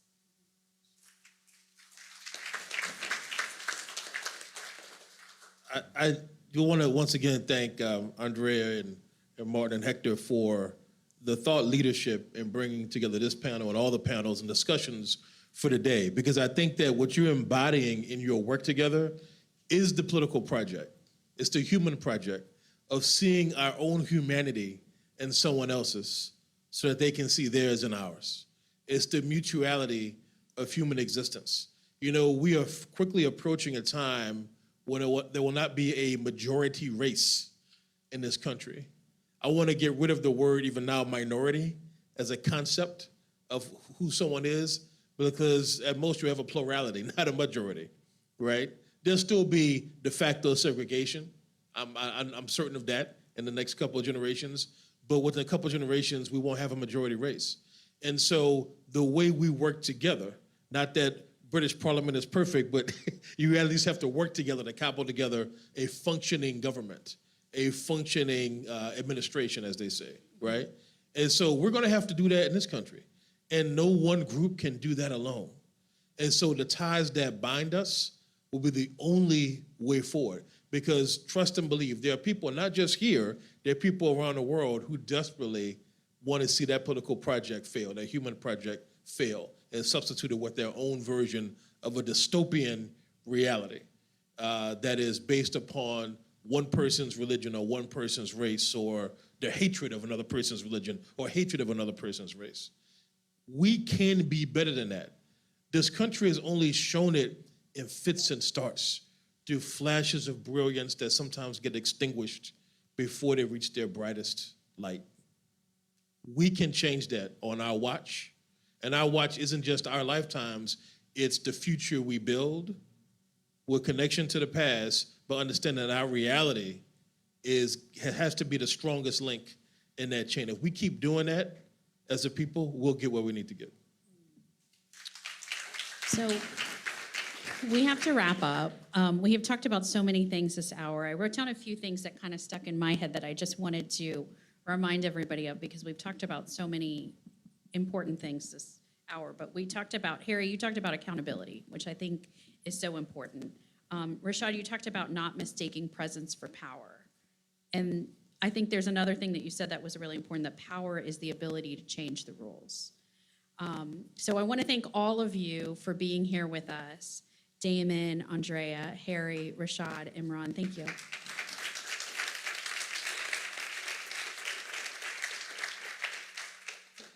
All right, we're going to take a quick break and switch panels. Thank you, everybody. We'll be back here in about 10 minutes.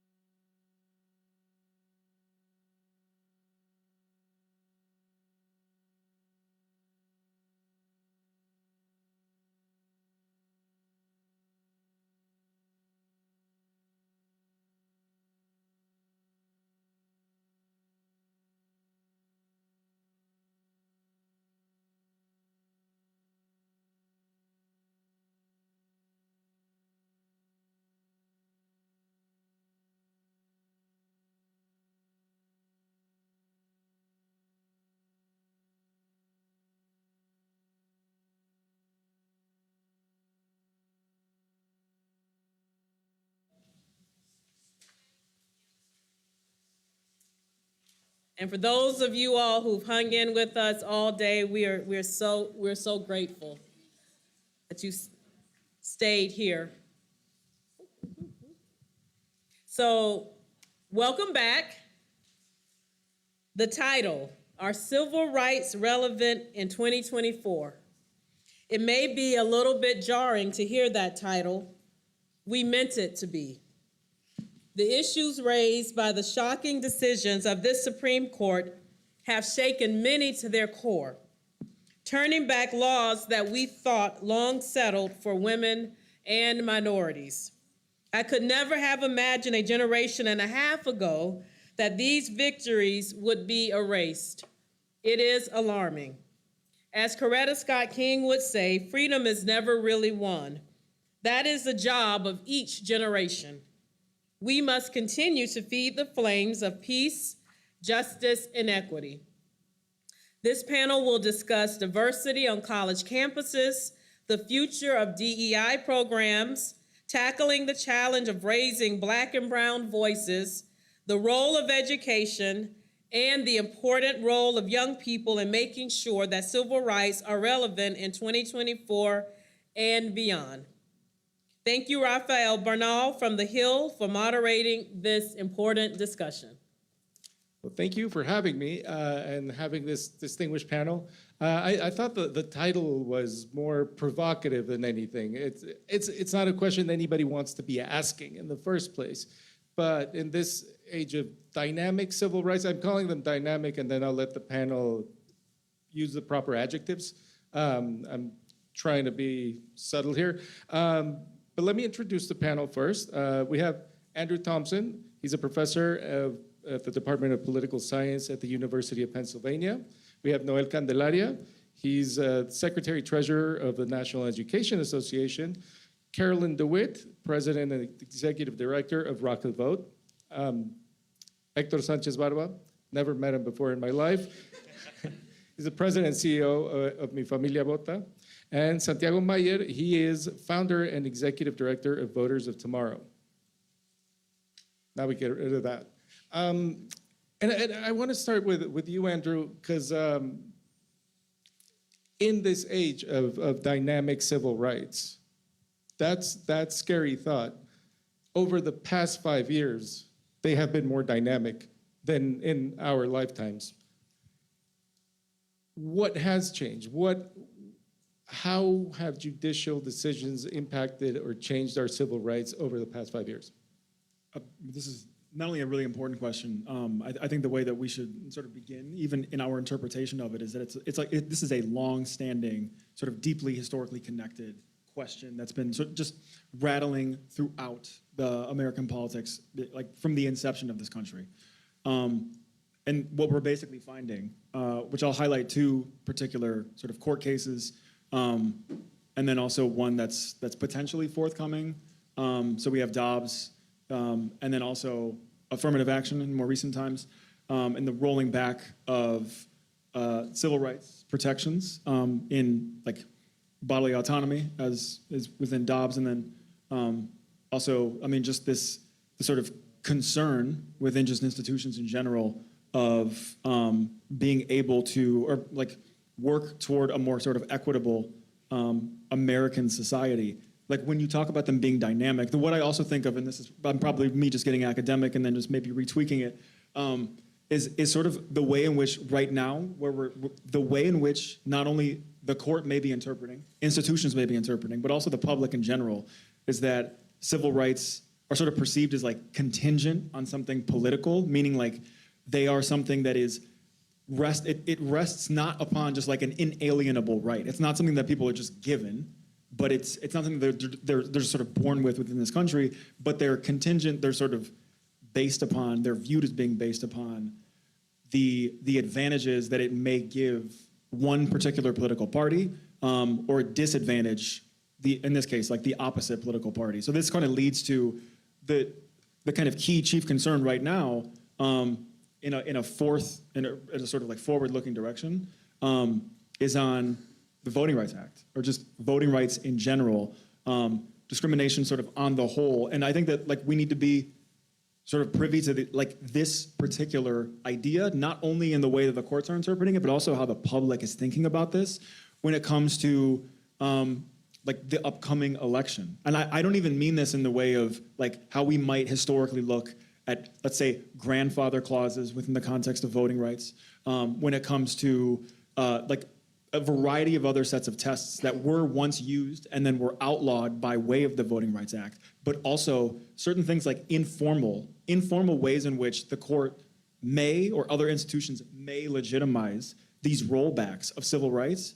Something like, a great example that comes to mind for me is intimidation at the polls in very informal ways, where you have people just standing outside of the polls, sort of posturing in ways where it just appears to be a threat. That in and of itself, that throws cold water.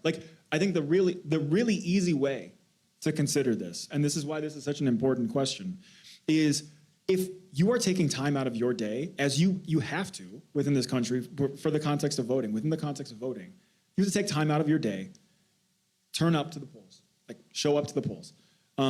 Take an hour, 2 hours, depending upon the line, 3 hours sometimes. And you are also going there with the potential of there being a threat upon your person, upon your life. To what degree are you going to want to go? For real, I'm not going to, an individual, I'm not going to take my time out if in fact that's if I'm going to have to worry about my own safety.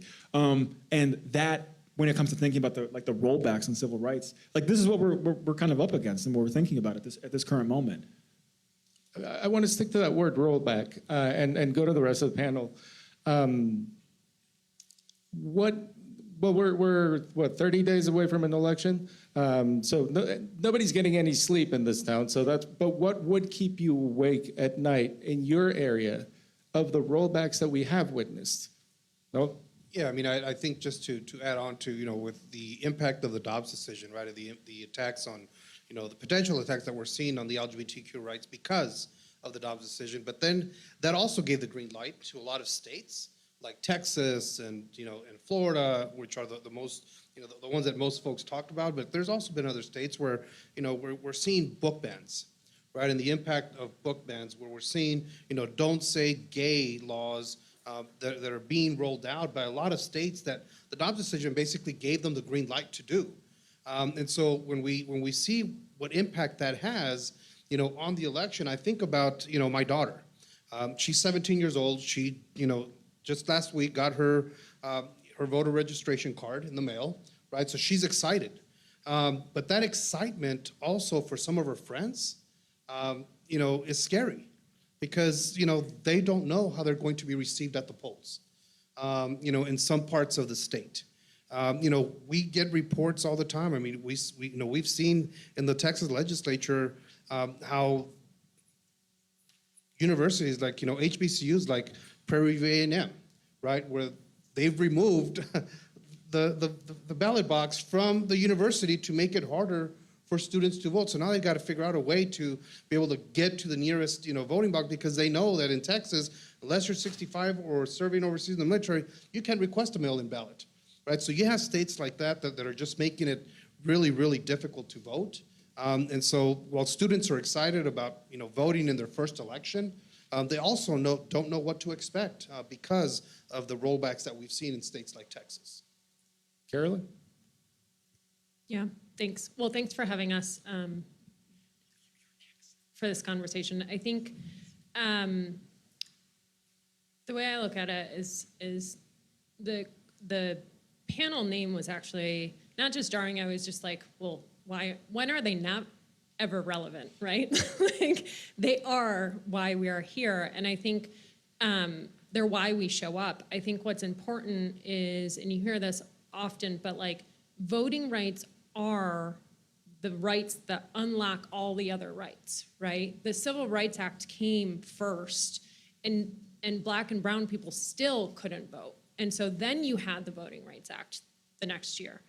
And so what we have actually seen is this deterioration, largely since the Shelby decision of 2013, of the rollback of voting rights. And that has then decided, right, this who's in the Supreme, who's voting, who gets into power to make these decisions, and then the rollback of all these civil rights, right? The Dobbs decision, at the Supreme Court and also at the legislation, and also giving states the power back, which, if we go back to Shelby, was to actually make federal legislation to hold these local and state governments accountable, right?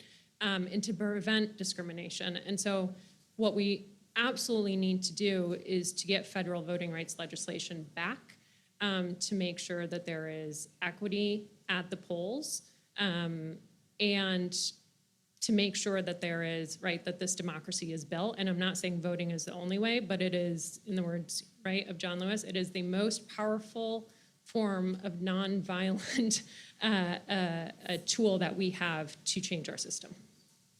Hector, add to your biggest rollback fear, which I'm going to assume here it's also voting rights, just because of what you do.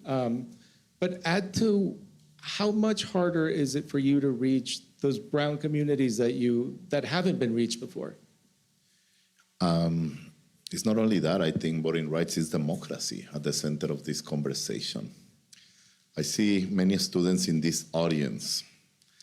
I love the energy. I love the excitement every time we see the panels. But I want to pose a couple of questions for the younger people that always give us kind of a perspective of the why of something so basic. Why do we vote on a Tuesday? Why do we have an electoral college? Why do I, Mi Familia Vota, have to raise money to do voter registration? What is a voter registration? A nonprofit has to come to you to help you get into the democratic process. Why? Why do we have immigration trucks outside of some places where Latino communities vote? Why do I have people filming my canvassers and then intimidating us in the right-wing networks? Why do we have people like Elon Musk retweeting false information about Mi Familia Vota and others? Why did I have a case in the Supreme Court a month ago, RNC versus Mi Familia Vota, on voting purge? And they want us to be immigration enforcement too. They want me to check the citizenship of people that we're helping register when it's a box that you have to check. Why? Historically, this has not been a nation that is welcoming for most communities and minorities to participate in the democratic process. But we have done a lot of advancement thanks to amazing figures in our nation like Dr. King, Cesar Chavez, Dolores Huerta, many people in our history that have been pushing the envelope to make us a better nation. The civil rights movement, the women's rights movement, the labor movement, the LGBTQ movement, number of movements that have been making us a better space and a more inclusive democracy. At this moment, we have seen a growing extremist movement pushing the envelope and not playing by the rules, trying to make sure that they exclude us from the democratic process. As we become more powerful, they're trying to play every trick to make sure we cannot vote. This is not something new. It's something that we have in the history of our nation. Remember the poll tax. Remember a number of things that we have in the history of our communities. And that is why what we're discussing today is so important. What we're launching today, this Black-Brown Alliance that have been mainly the main targets trying to exclude us from the democratic process. But this is what's what's at stake at this moment.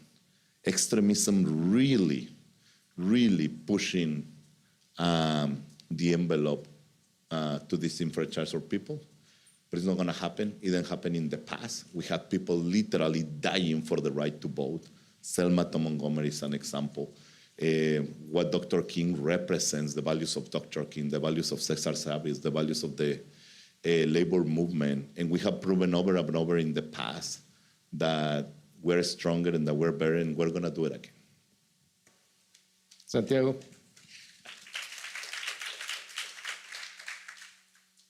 Go for it. What's keeping you awake at night? So many things are keeping me awake. I think there are sort of two ways that I look at this, and I look at it both through my work with young voters and also personally as a Latino and an immigrant. And I think what we have seen over the past 2 years is a very intentional effort to make sure that the forces that are sort of trying to suppress us don't run out of time, because they see Gen Z being the most diverse generation. They see Gen Z being very progressive, and I don't mean that in a political sense, but in a progressing as a democratic country. And what we have seen is a lot of efforts to prevent that from happening before the clock runs out. That looks a lot of different ways, right? We're currently engaged in litigation in Florida where the state government does not want non-citizens to be able to register voters. I'm a non-citizen, right? Like, I lead a voter registration organization.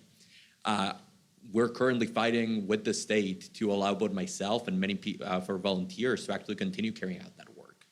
We also see it in colleges. We dealt with this in 22. We're dealing with it this year, where there is a very intentional effort to remove campus polling locations and force students to either not vote, go somewhere else, or stand in line for hours in order to cast a ballot. And long lines are a problem in many different communities and many different demographics. I want you all to think, as students, right, how difficult it might be to spend an hour or 2 hours when you have class to go to, when you have to finish an essay, when you have a paper due. This affects students in a much more dramatic way because a lot of students are voting in the middle of the day, between classes, and do not have time to do that without abandoning another responsibility. And we also see this with what they have done against our ability to encourage people to stay in line. In states like Georgia, we can no longer provide water bottles to people waiting in line. We can no longer provide music to people waiting in line. We found out in 2022 that sending pizza to the lines, which has been a strategy that many organizations have used, is now illegal, and the fines are enough to bankrupt most of the organizations on this stage. And again, I think the biggest thing is we have to accept that they are doing this out of desperation. They are doing this because they know that their time is running out, and that if they don't lock power in right now, they're going to lose the ability to hold power in the foreseeable future. We're going to get to who they are in a second, because that's a complicated question, I think. But first, I'm glad you brought up colleges. Part of people in college voting is who actually gets into college, who's actually there. And that wasn't the one that was keeping you all awake. I'm sure it also is. But the Student for Fair Admissions Supreme Court ruling, Carolyn, how much harder do you think that'll make finding that new electorate in college, or how much less diverse will that new electorate be? What happens to that new electorate, this new electorate, if that keeps getting enforced? Well, I think it's going to intensify and make it harder, but I would go back and say the rising cost of higher education has already been doing that, right? This just makes it even worse. And so, but I think, a strategy, there's a lot of organizing that happens on college campuses, but there's actually been a drop in overall enrollment of colleges, and more, I won't say more focus, but there needs to be more focus, and a lot of organizations like ours and others do work to engage young people outside of college campuses, because there is a structure there that is easier to plug into because you have an institution, you have a geographic spot where a lot of people are, young people are. It tends to be easier to, I would say, the ROI, return on investment, of like putting your organizers on a college campus. What is harder is when there are young people who have gone out into the straight out into the workforce, or young people who have gone to trade schools, right? Or even community colleges, although there's more happening on community colleges. And the way our economy is, right, there's also there's, I would say, more opportunity now in trades, back again.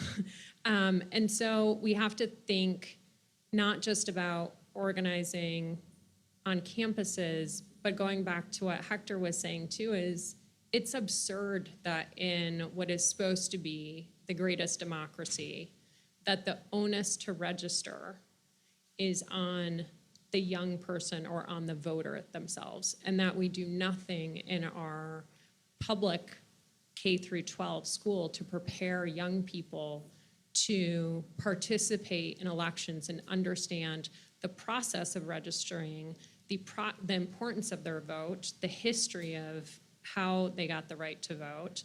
And we have to do more of that and more structural work than just what's happening on college campuses. I want to test this theory with a yes or no question. If anyone in the audience is campus, raise your hand if yes, if not, well, just ignore me if no. Is campus, like whatever educational campus, is that the best place for organizations, for political organizations to reach you? I see some maybes here. I see some maybes. I will also add, there's a lot of confusion for students on college campuses of which address should I use, right? If I use one address over the other, am I going to lose my financial aid? So there are lots of questions that young people have about even the basic idea of registration when it comes to college campuses too. But I am curious where else in college campuses, if not. Yeah, and if I can add something, I think one of the most interesting things that we've seen this cycle is that in many cases, colleges are not the best place to engage young people, largely because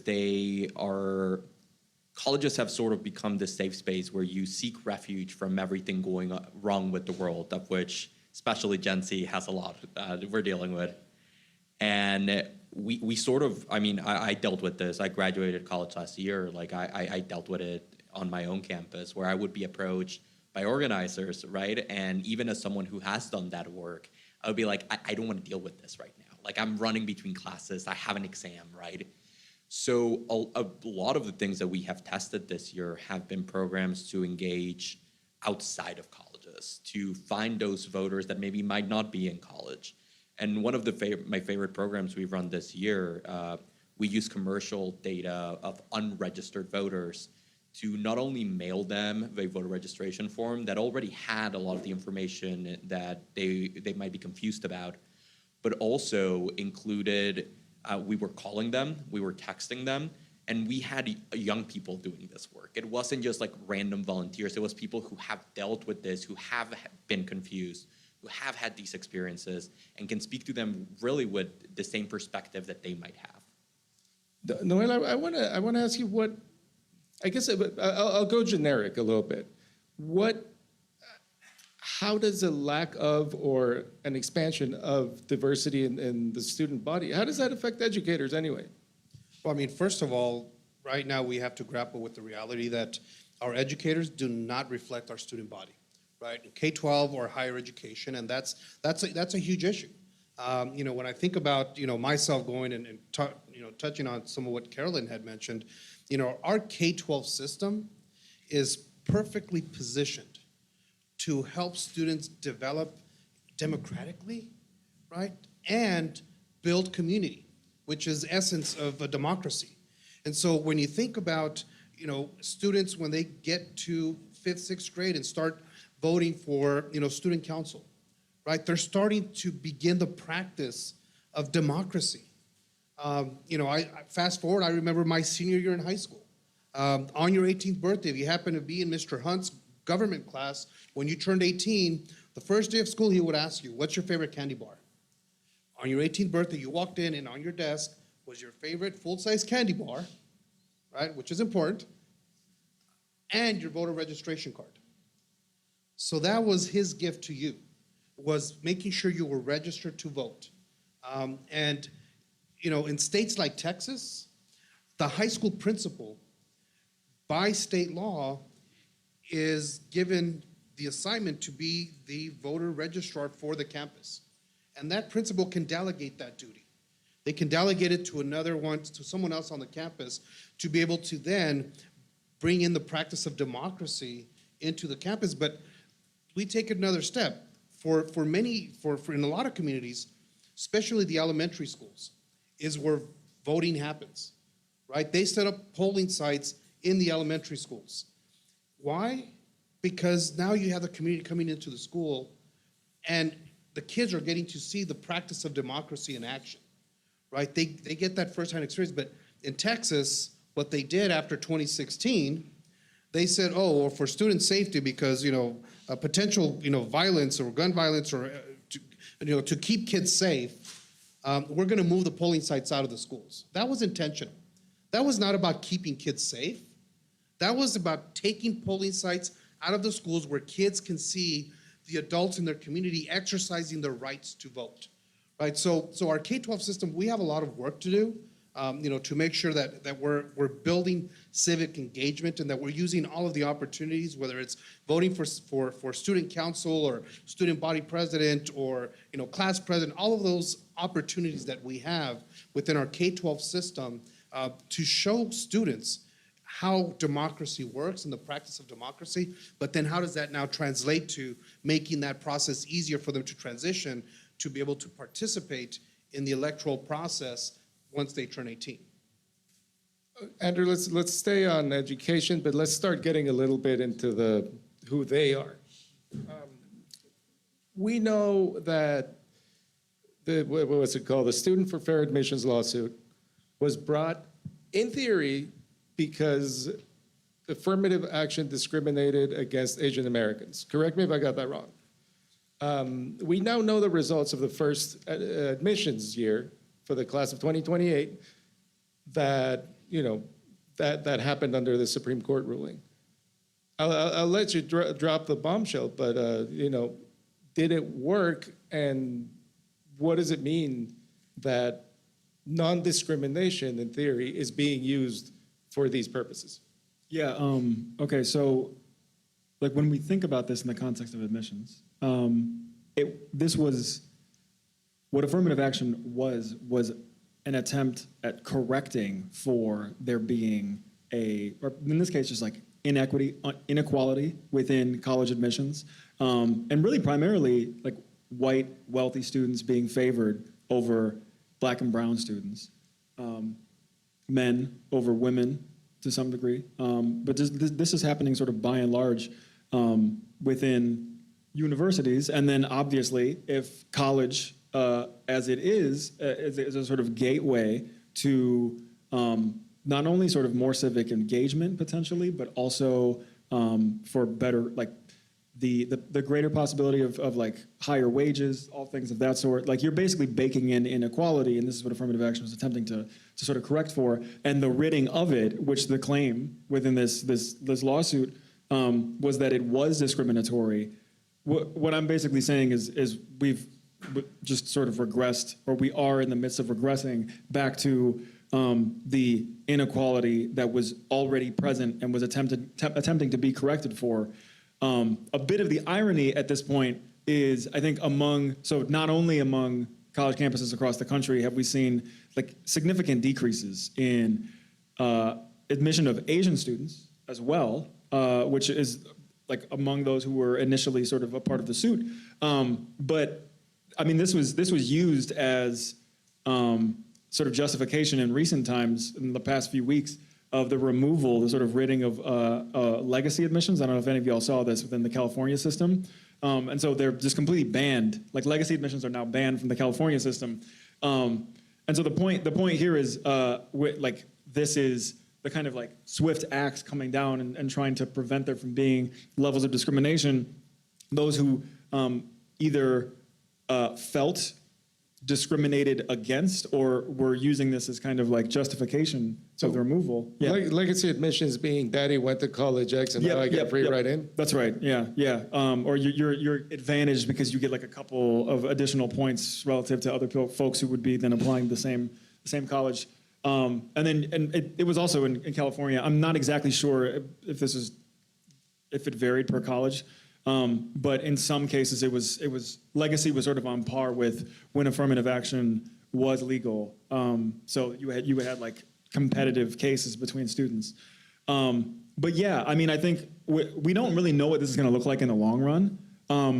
As mentioned, like the huge uptick in the recent times of the cost of college, just in general, is definitely just like Xing out a bunch of people who would otherwise be motivated to go. Folks are just going in massive amounts of debt. But this obviously, like, as I said, bakes in the inequality even further, which, yeah, it suggests a retooling or retweaking, especially even thinking of like who the population are of college students in general when it comes to trying to activate, trying to like bring young people into the democratic system.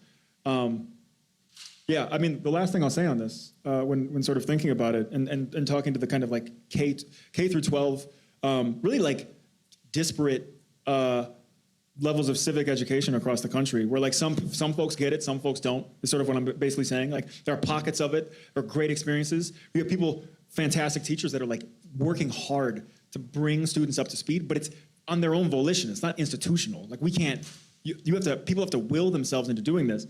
I've had students who have collected data with me. Like we've run exit polls during elections. So in 2018, 2022, we've conducted a series of studies where they're just standing outside of polling stations during like these midterm elections, and they're just asking voters who are leaving if they'll, like, in this case, just like read over a survey that we've created and constructed. Every single one of these students has mentioned just how warm and like beautiful the environment is to just see democracy at work, and that they never had seen something of the sort before. And that was just, in this case, just folks standing outside of these stations. And so what I'm basically saying here is like, there's a steep barrier to a lot of this, but I think when it comes to us and thinking in a forward-moving direction, it's really just exposure among like young people. Like the young people are just not as exposed because y'all are young. I mean, it's not your fault. This is the first election you're participating in. You wouldn't have been thinking about this earlier, especially if your schooling system hadn't engaged with it prior. All right, I think we've fully established there's a rollback. Like getting into the, so in the last panel, one of the panelists, I can't remember which one it was, said in civil rights there were no good old days. It's not like, like we can say, well, it was great in X. But I want to get Hector a little bit into how we got here, why it is that when we're talking about affirmative action or any of these, why do we always keep talking about the same people? And it's sort of, and I think of it like in a historical sense, I think about it in North America, how we all got here. Well, some colonizers got here on boats. The Native Americans got here because they were sent west, and then some of them were able to come back and some of them weren't. Africans got here involuntarily. And then there was another player in the beginning of this country's history. And as independent United States, suddenly the Mexicans popped into the equation. And we're not going to get into who we are because that's complicated. There's 3 of us here on stage, maybe 4, I'm not sure. But how does that origin story bring us all the way to here, and that only now we're starting to get that real black-brown unity? No, it was Rashad who mentioned it, the old days, who I think it's important to contextualize it to value what we have today. And we're repeating some of the same fights to protect what many people fought for. And I want to also contextualize the historical Black-Brown alliance fighting for these spaces and this justice. You mentioned the case of Mexico. They try, especially the voices now, the anti-democracy, anti-immigrant, anti-everything voices, are putting Mexicans at the front of exclusion, at the front of attacks, at the front of Donald Trump. That was the first thing. Mexicans are X, Y, Z, etc. But when we look at history, in terms of the solidarity and pushing for an inclusive agenda, if we ask the question, what was the War of Texas about? We hear these fantasy stories about it, the Alamo, etc. I don't know who wrote these fantasy stories. We know who. The War of Texas was about Mexicans saying no to slavery. And it was very clear. Mexico was offering land to some of our white owners under 3 conditions. You have to speak Spanish, you have to be Catholic, and no to slavery. Mexico was one of the countries that abolished slavery first. We need to understand these historical elements and solidarity because as we keep advancing through the years, there has been a number of fights in which we have been fighting together. We cannot fall into this trap to try to divide us at a moment when there are so many elements in the table. We have been historically allies and won so many fights through the civil rights movement, through the labor rights. We're mostly working class families. And now that we're working with Andrea, with my brother Martin, with the King Legacy to create a policy agenda, it's the same agenda. We and Mi Familia Vota just released the policy agenda of the Latino community. I can guarantee you right now that if in one of your African American classes, you just change the title to policies of the African American community, it's the same. We're facing as working class families mostly the same issues on economy, health, education. So from that historical perspective, we can also look at the manipulation of messaging. Let me point one element that is at the center of everything that we're facing today. Immigrants. Immigrants, the messaging around immigrants is being manipulated to continue this division in the context of democracy. Did you see the Republican Party? What were some of the main signs that they're pushing for? Mass deportations. And now they're using the messaging that immigrants are trying to steal democracy. For anybody that works trying to get access to democracy is the most obtuse thing. It's so hard for people to engage in the democratic process, but it's creating a lot of intimidation and attacks that we have seen in the past. What happened in Texas to one of our sister organizations, LULAC, where you have SWAT teams, 40 police officers and a SWAT team going to the houses of 80-year-olds, volunteers that are registering voters.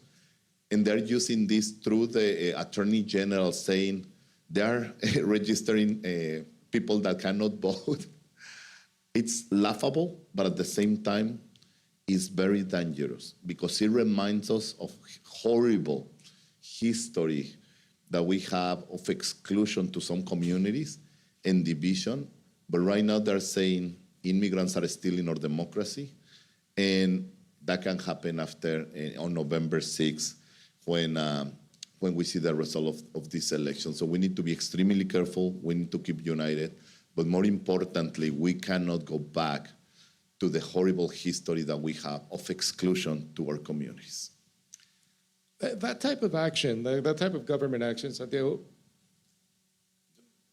can we make a balance of whether it serves more to scare off potential voters or whether it serves more to give permission to other groups to speak this way and to act this way?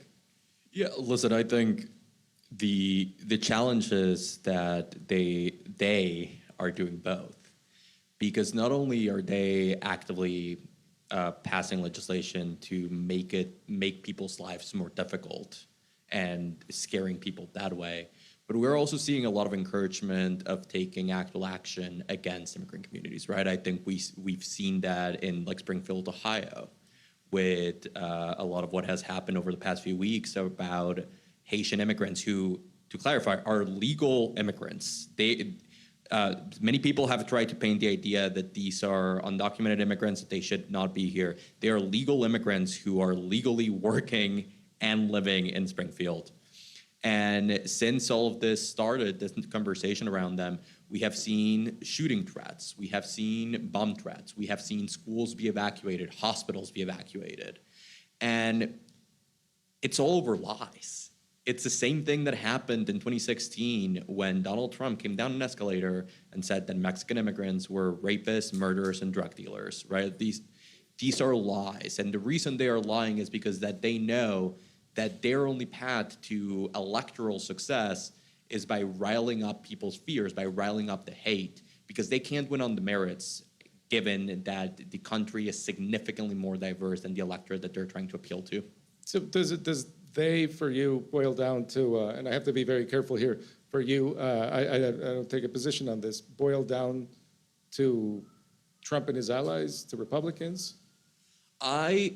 The term that I really like is the Jim Crow faction. And the term comes from, obviously, Jim Crow and its history, but it really refers to the segment of both elected officials, political operatives, activists, and obviously the segment of voters that's behind them that's trying to overturn democracy, right? This is an authoritarian movement.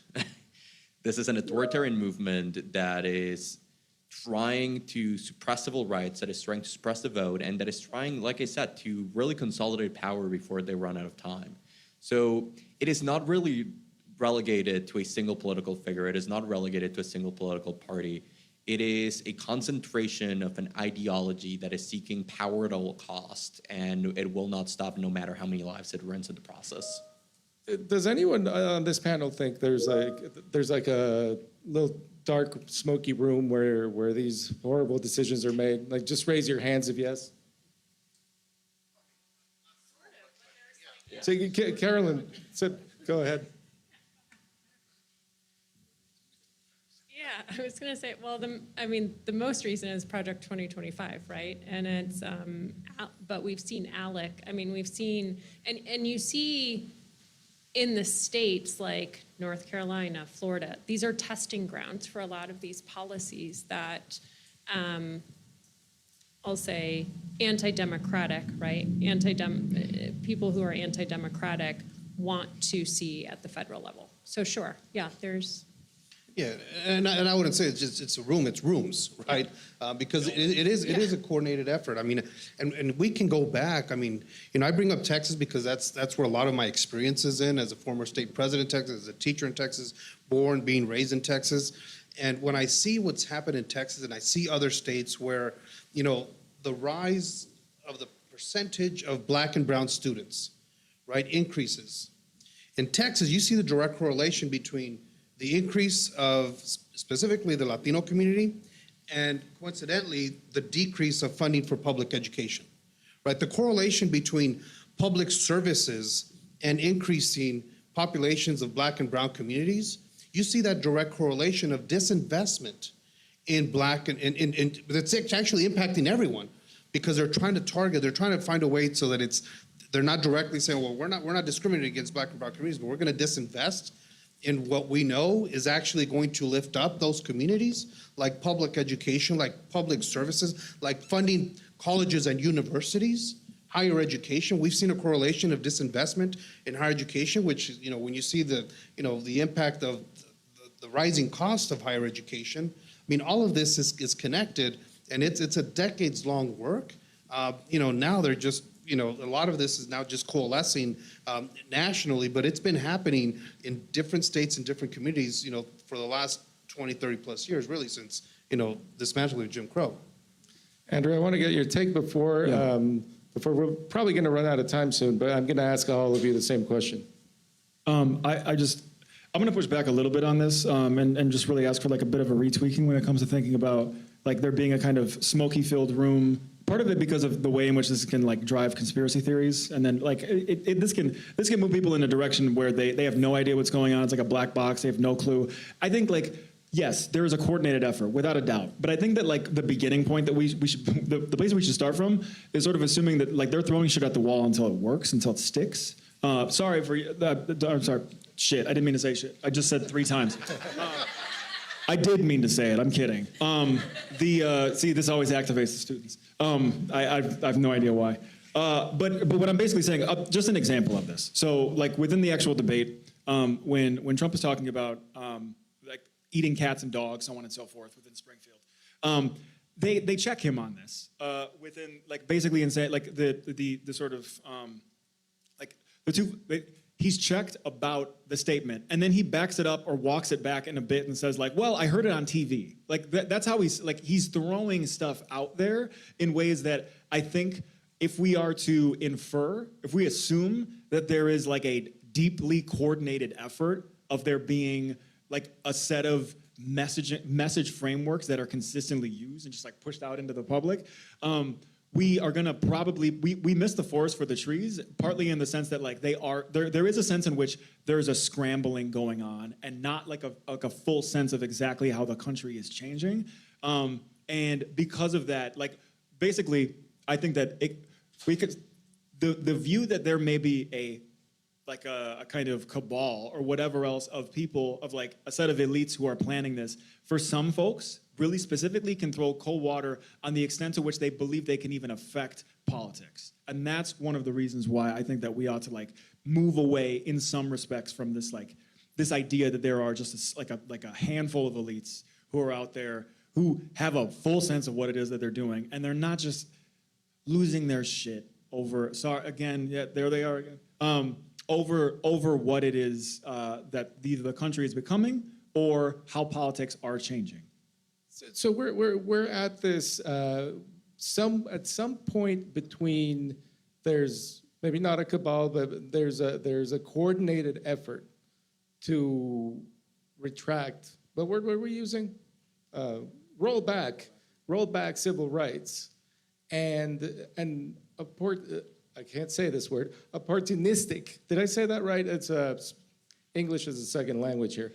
Opportunistic effort just to win political power, to say anything to win political power. We're sort of on this spectrum. My question about that to all of you is, what is this crowd? What is this audience? How are they supposed to manage their welcome into political life when that exists? Any takers? I'll get started. Yeah, I think, listen, it's not easy, right? And I think specifically when we're talking about younger voters, this is just, again, one of like many crises that we have been dealing with. I mean, I think one of the very interesting things about Gen Z's political identity is that as a generation, we've seen sort of the worst of humanity with 9/11, with the pandemic, with school shootings, climate change, right? We've never had sort of like a come together moment. We've never had the fall of the Berlin Wall. We've never had the moon landing. We've never had one of those like unifying moments.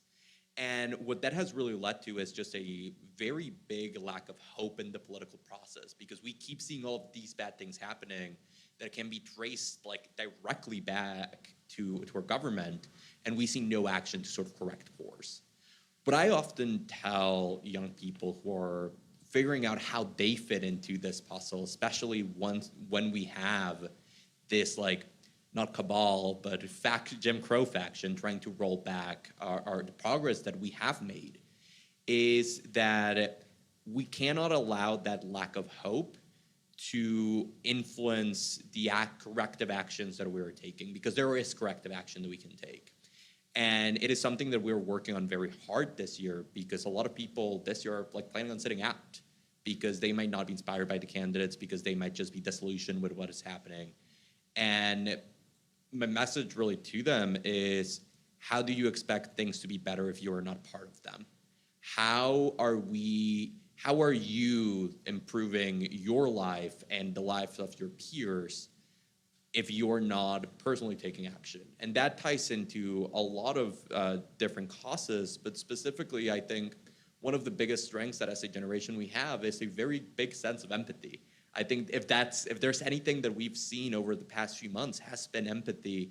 But I mean, I think top of mind, like with the Palestinian people, right? Like with the LGBTQ plus community, with women who have lost their reproductive rights. We have seen Gen Z really sort of rally behind these communities because we feel for them, and we need to use that same energy and that same empathy to take action and protect those communities when we have the opportunity at the ballot box and when we advocate for policy change after an election. No, a similar tone on hope. Our communities are a clear representation of hope.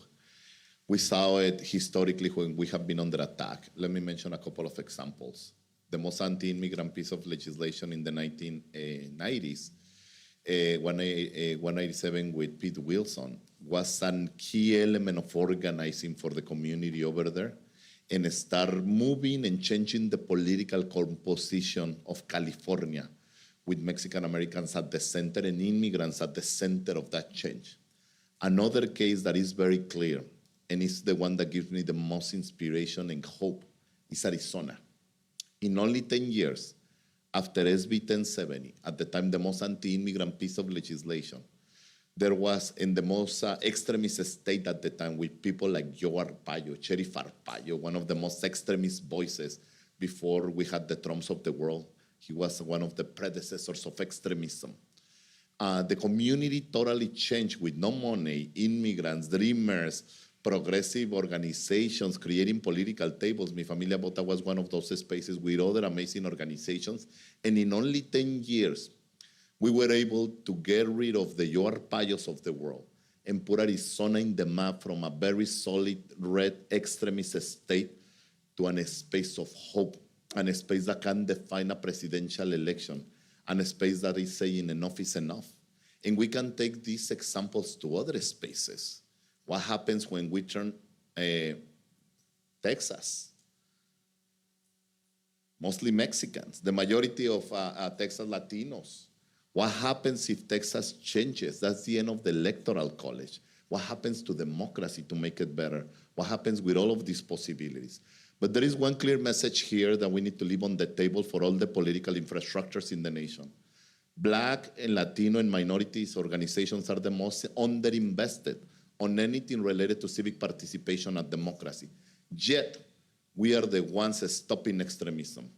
The majority of our communities in the last presidential election voted against the continuation of extremism. There was only one community in the nation that voted to continue the extremism of Donald Trump, and that was 58% of white voters. We are a space of hope. If we invest in the Latino and African American community and other minorities, we come out to vote in historical numbers and we stay engaged. So all the political infrastructures in the nation need to understand that we are in a space of power, that we are in a space of hope, and that we need to invest in these spaces because we deliver, and we deliver in the right way, and we protect democracy, we make it more inclusive, and we need to be more strategic in the progressive movement. We're running out of time, but let's hear the final thoughts on. Try and be short so you can get into. I would just say there's been anti-democratic movement in this country since the beginning, right? Only a small group of people could actually vote in this country and had power. Now we do have powers, and if you look at the numbers, just the sheer numbers, young people, there are 41 million eligible voters of Gen Z. The last presidential election was decided by 45,000 votes in 4 states. So if everyone shows up, then there's no stopping, no matter how much planning there was. I think the coordinated effort that we're referring to too is this has been going on for decades. I mean, if you look at like as 1973 when Roe took place, right? There was automatically a coordinated effort to start to look at state legislatures, to start to look at judges. And so we can't be looking at, pro-democracy people can't be looking at, and that includes voters, right, who care about democracy, can't be looking at one election cycle and one race at a time. We need to be playing chess with this, and we need to put all the tools, all the pieces, and be smart about this long term. And to add to that, I mean, I think, you know, with the theme of hope and building the community you deserve, right, is based on your ability to determine who sits in every seat of political decision-making power, not just the President of the United States, right? The vast majority of policies that impact our daily lives start at the local level, from your school board to your city council to your county government. And oftentimes we're not paying attention to what's happening. When we look at all the book bans and your ability to read, the books that reflect who we are, the vast majority of those book bans happen at school board levels, right? Not in state legislatures. And so we have the opportunity to build the communities we deserve by engaging at the local level. When those school boards meet, when the city council meets, they meet once a month. We have the potential to impact through our engagement, right? Those policies every single month when they show up on that docket. And it's not just about election day. Election day is when we hold them accountable. And so, so for me, it's about, using this process to build the community we deserve, because by building the communities we deserve, then we will build a nation that we all deserve, that's going to be equitable and just for all of us.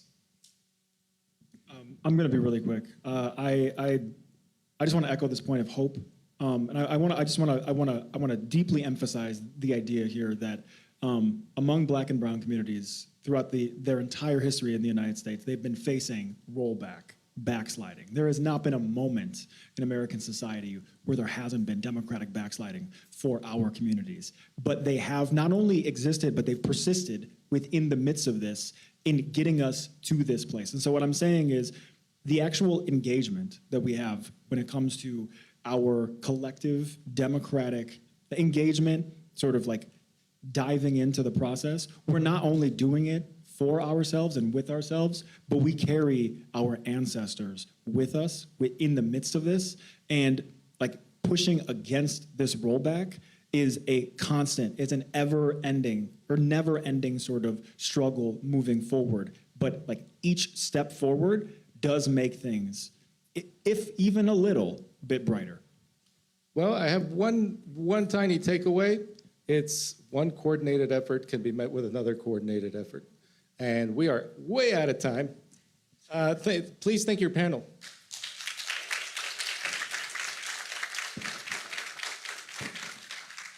Thank you, everyone. I'm going to beg the indulgence of the panel if you wouldn't mind staying seated. We're just going to have Andrea deliver some brief closing remarks, and we will have everyone on their way.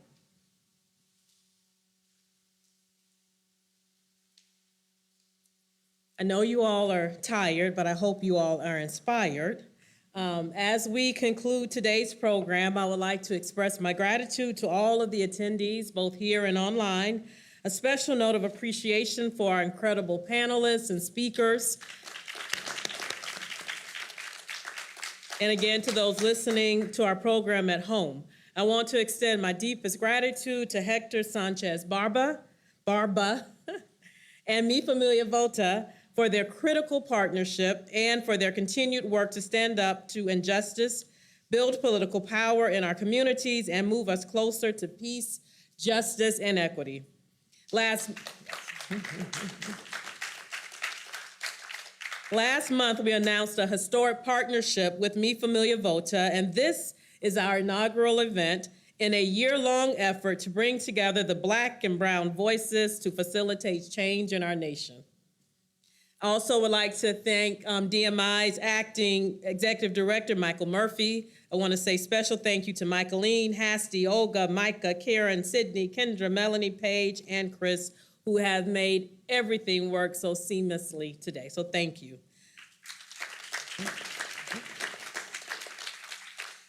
Today, we have discussed the troubling rise in hate crimes across the nation, driving an increasingly divided electorate and resulting in very real attacks in our freedom.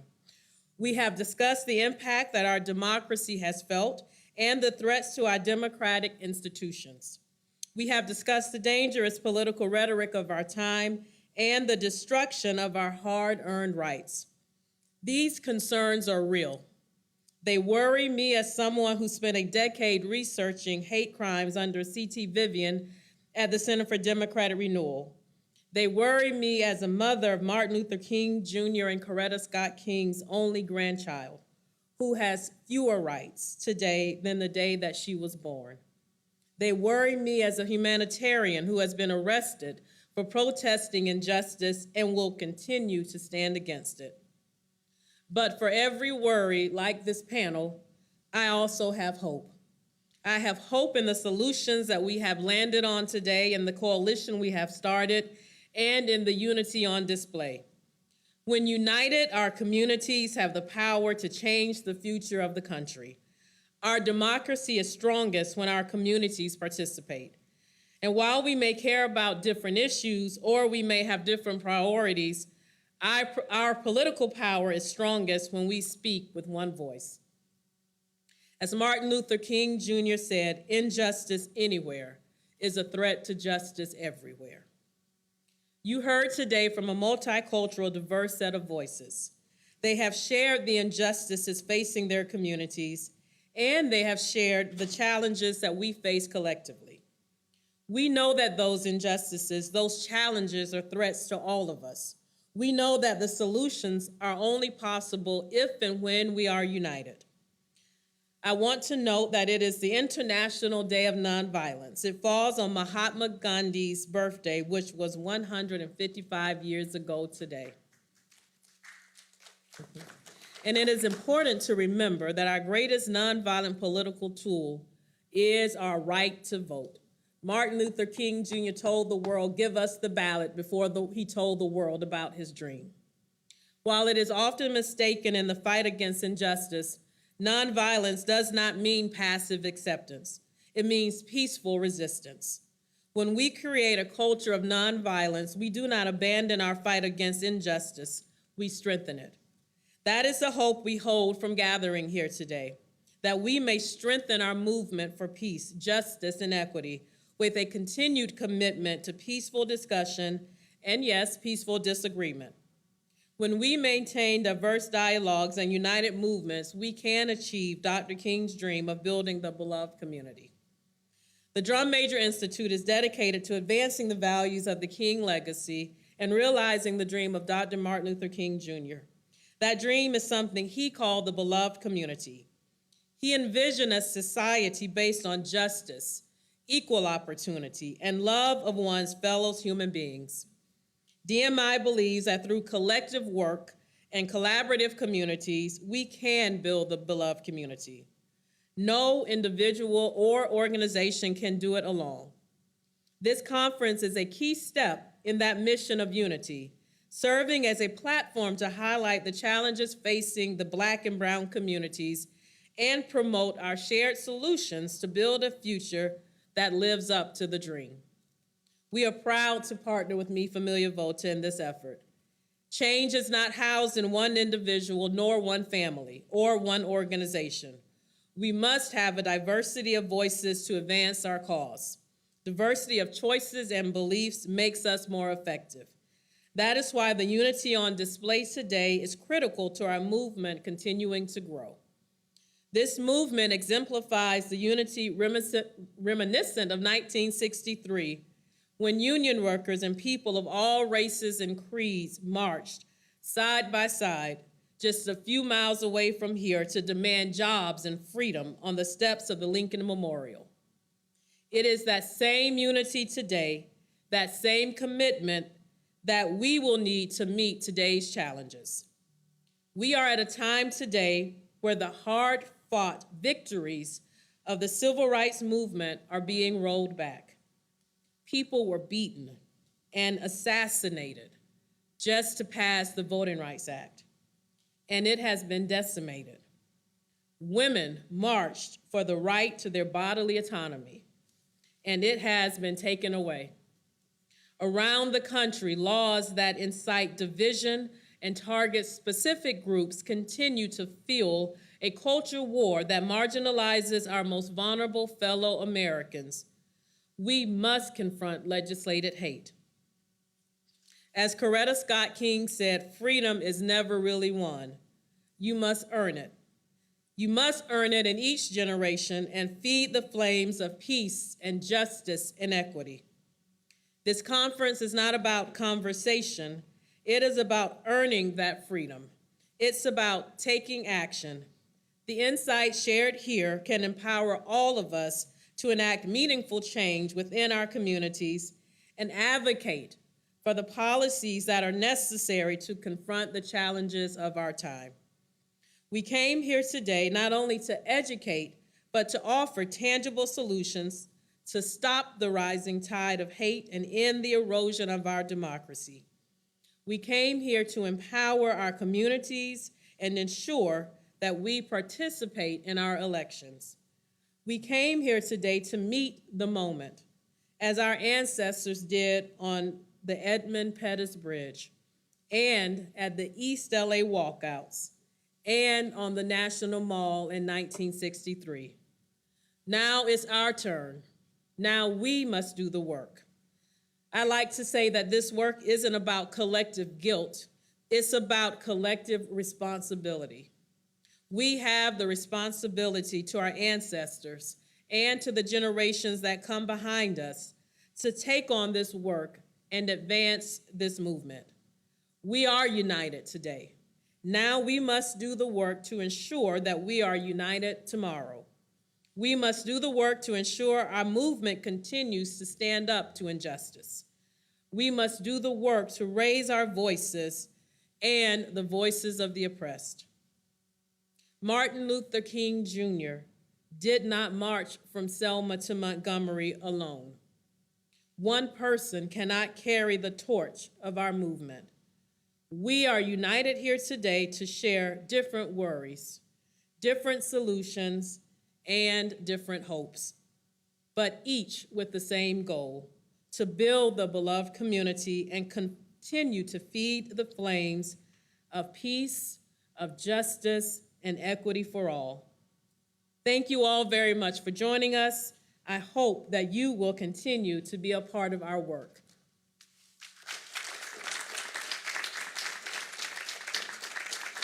And you are dismissed.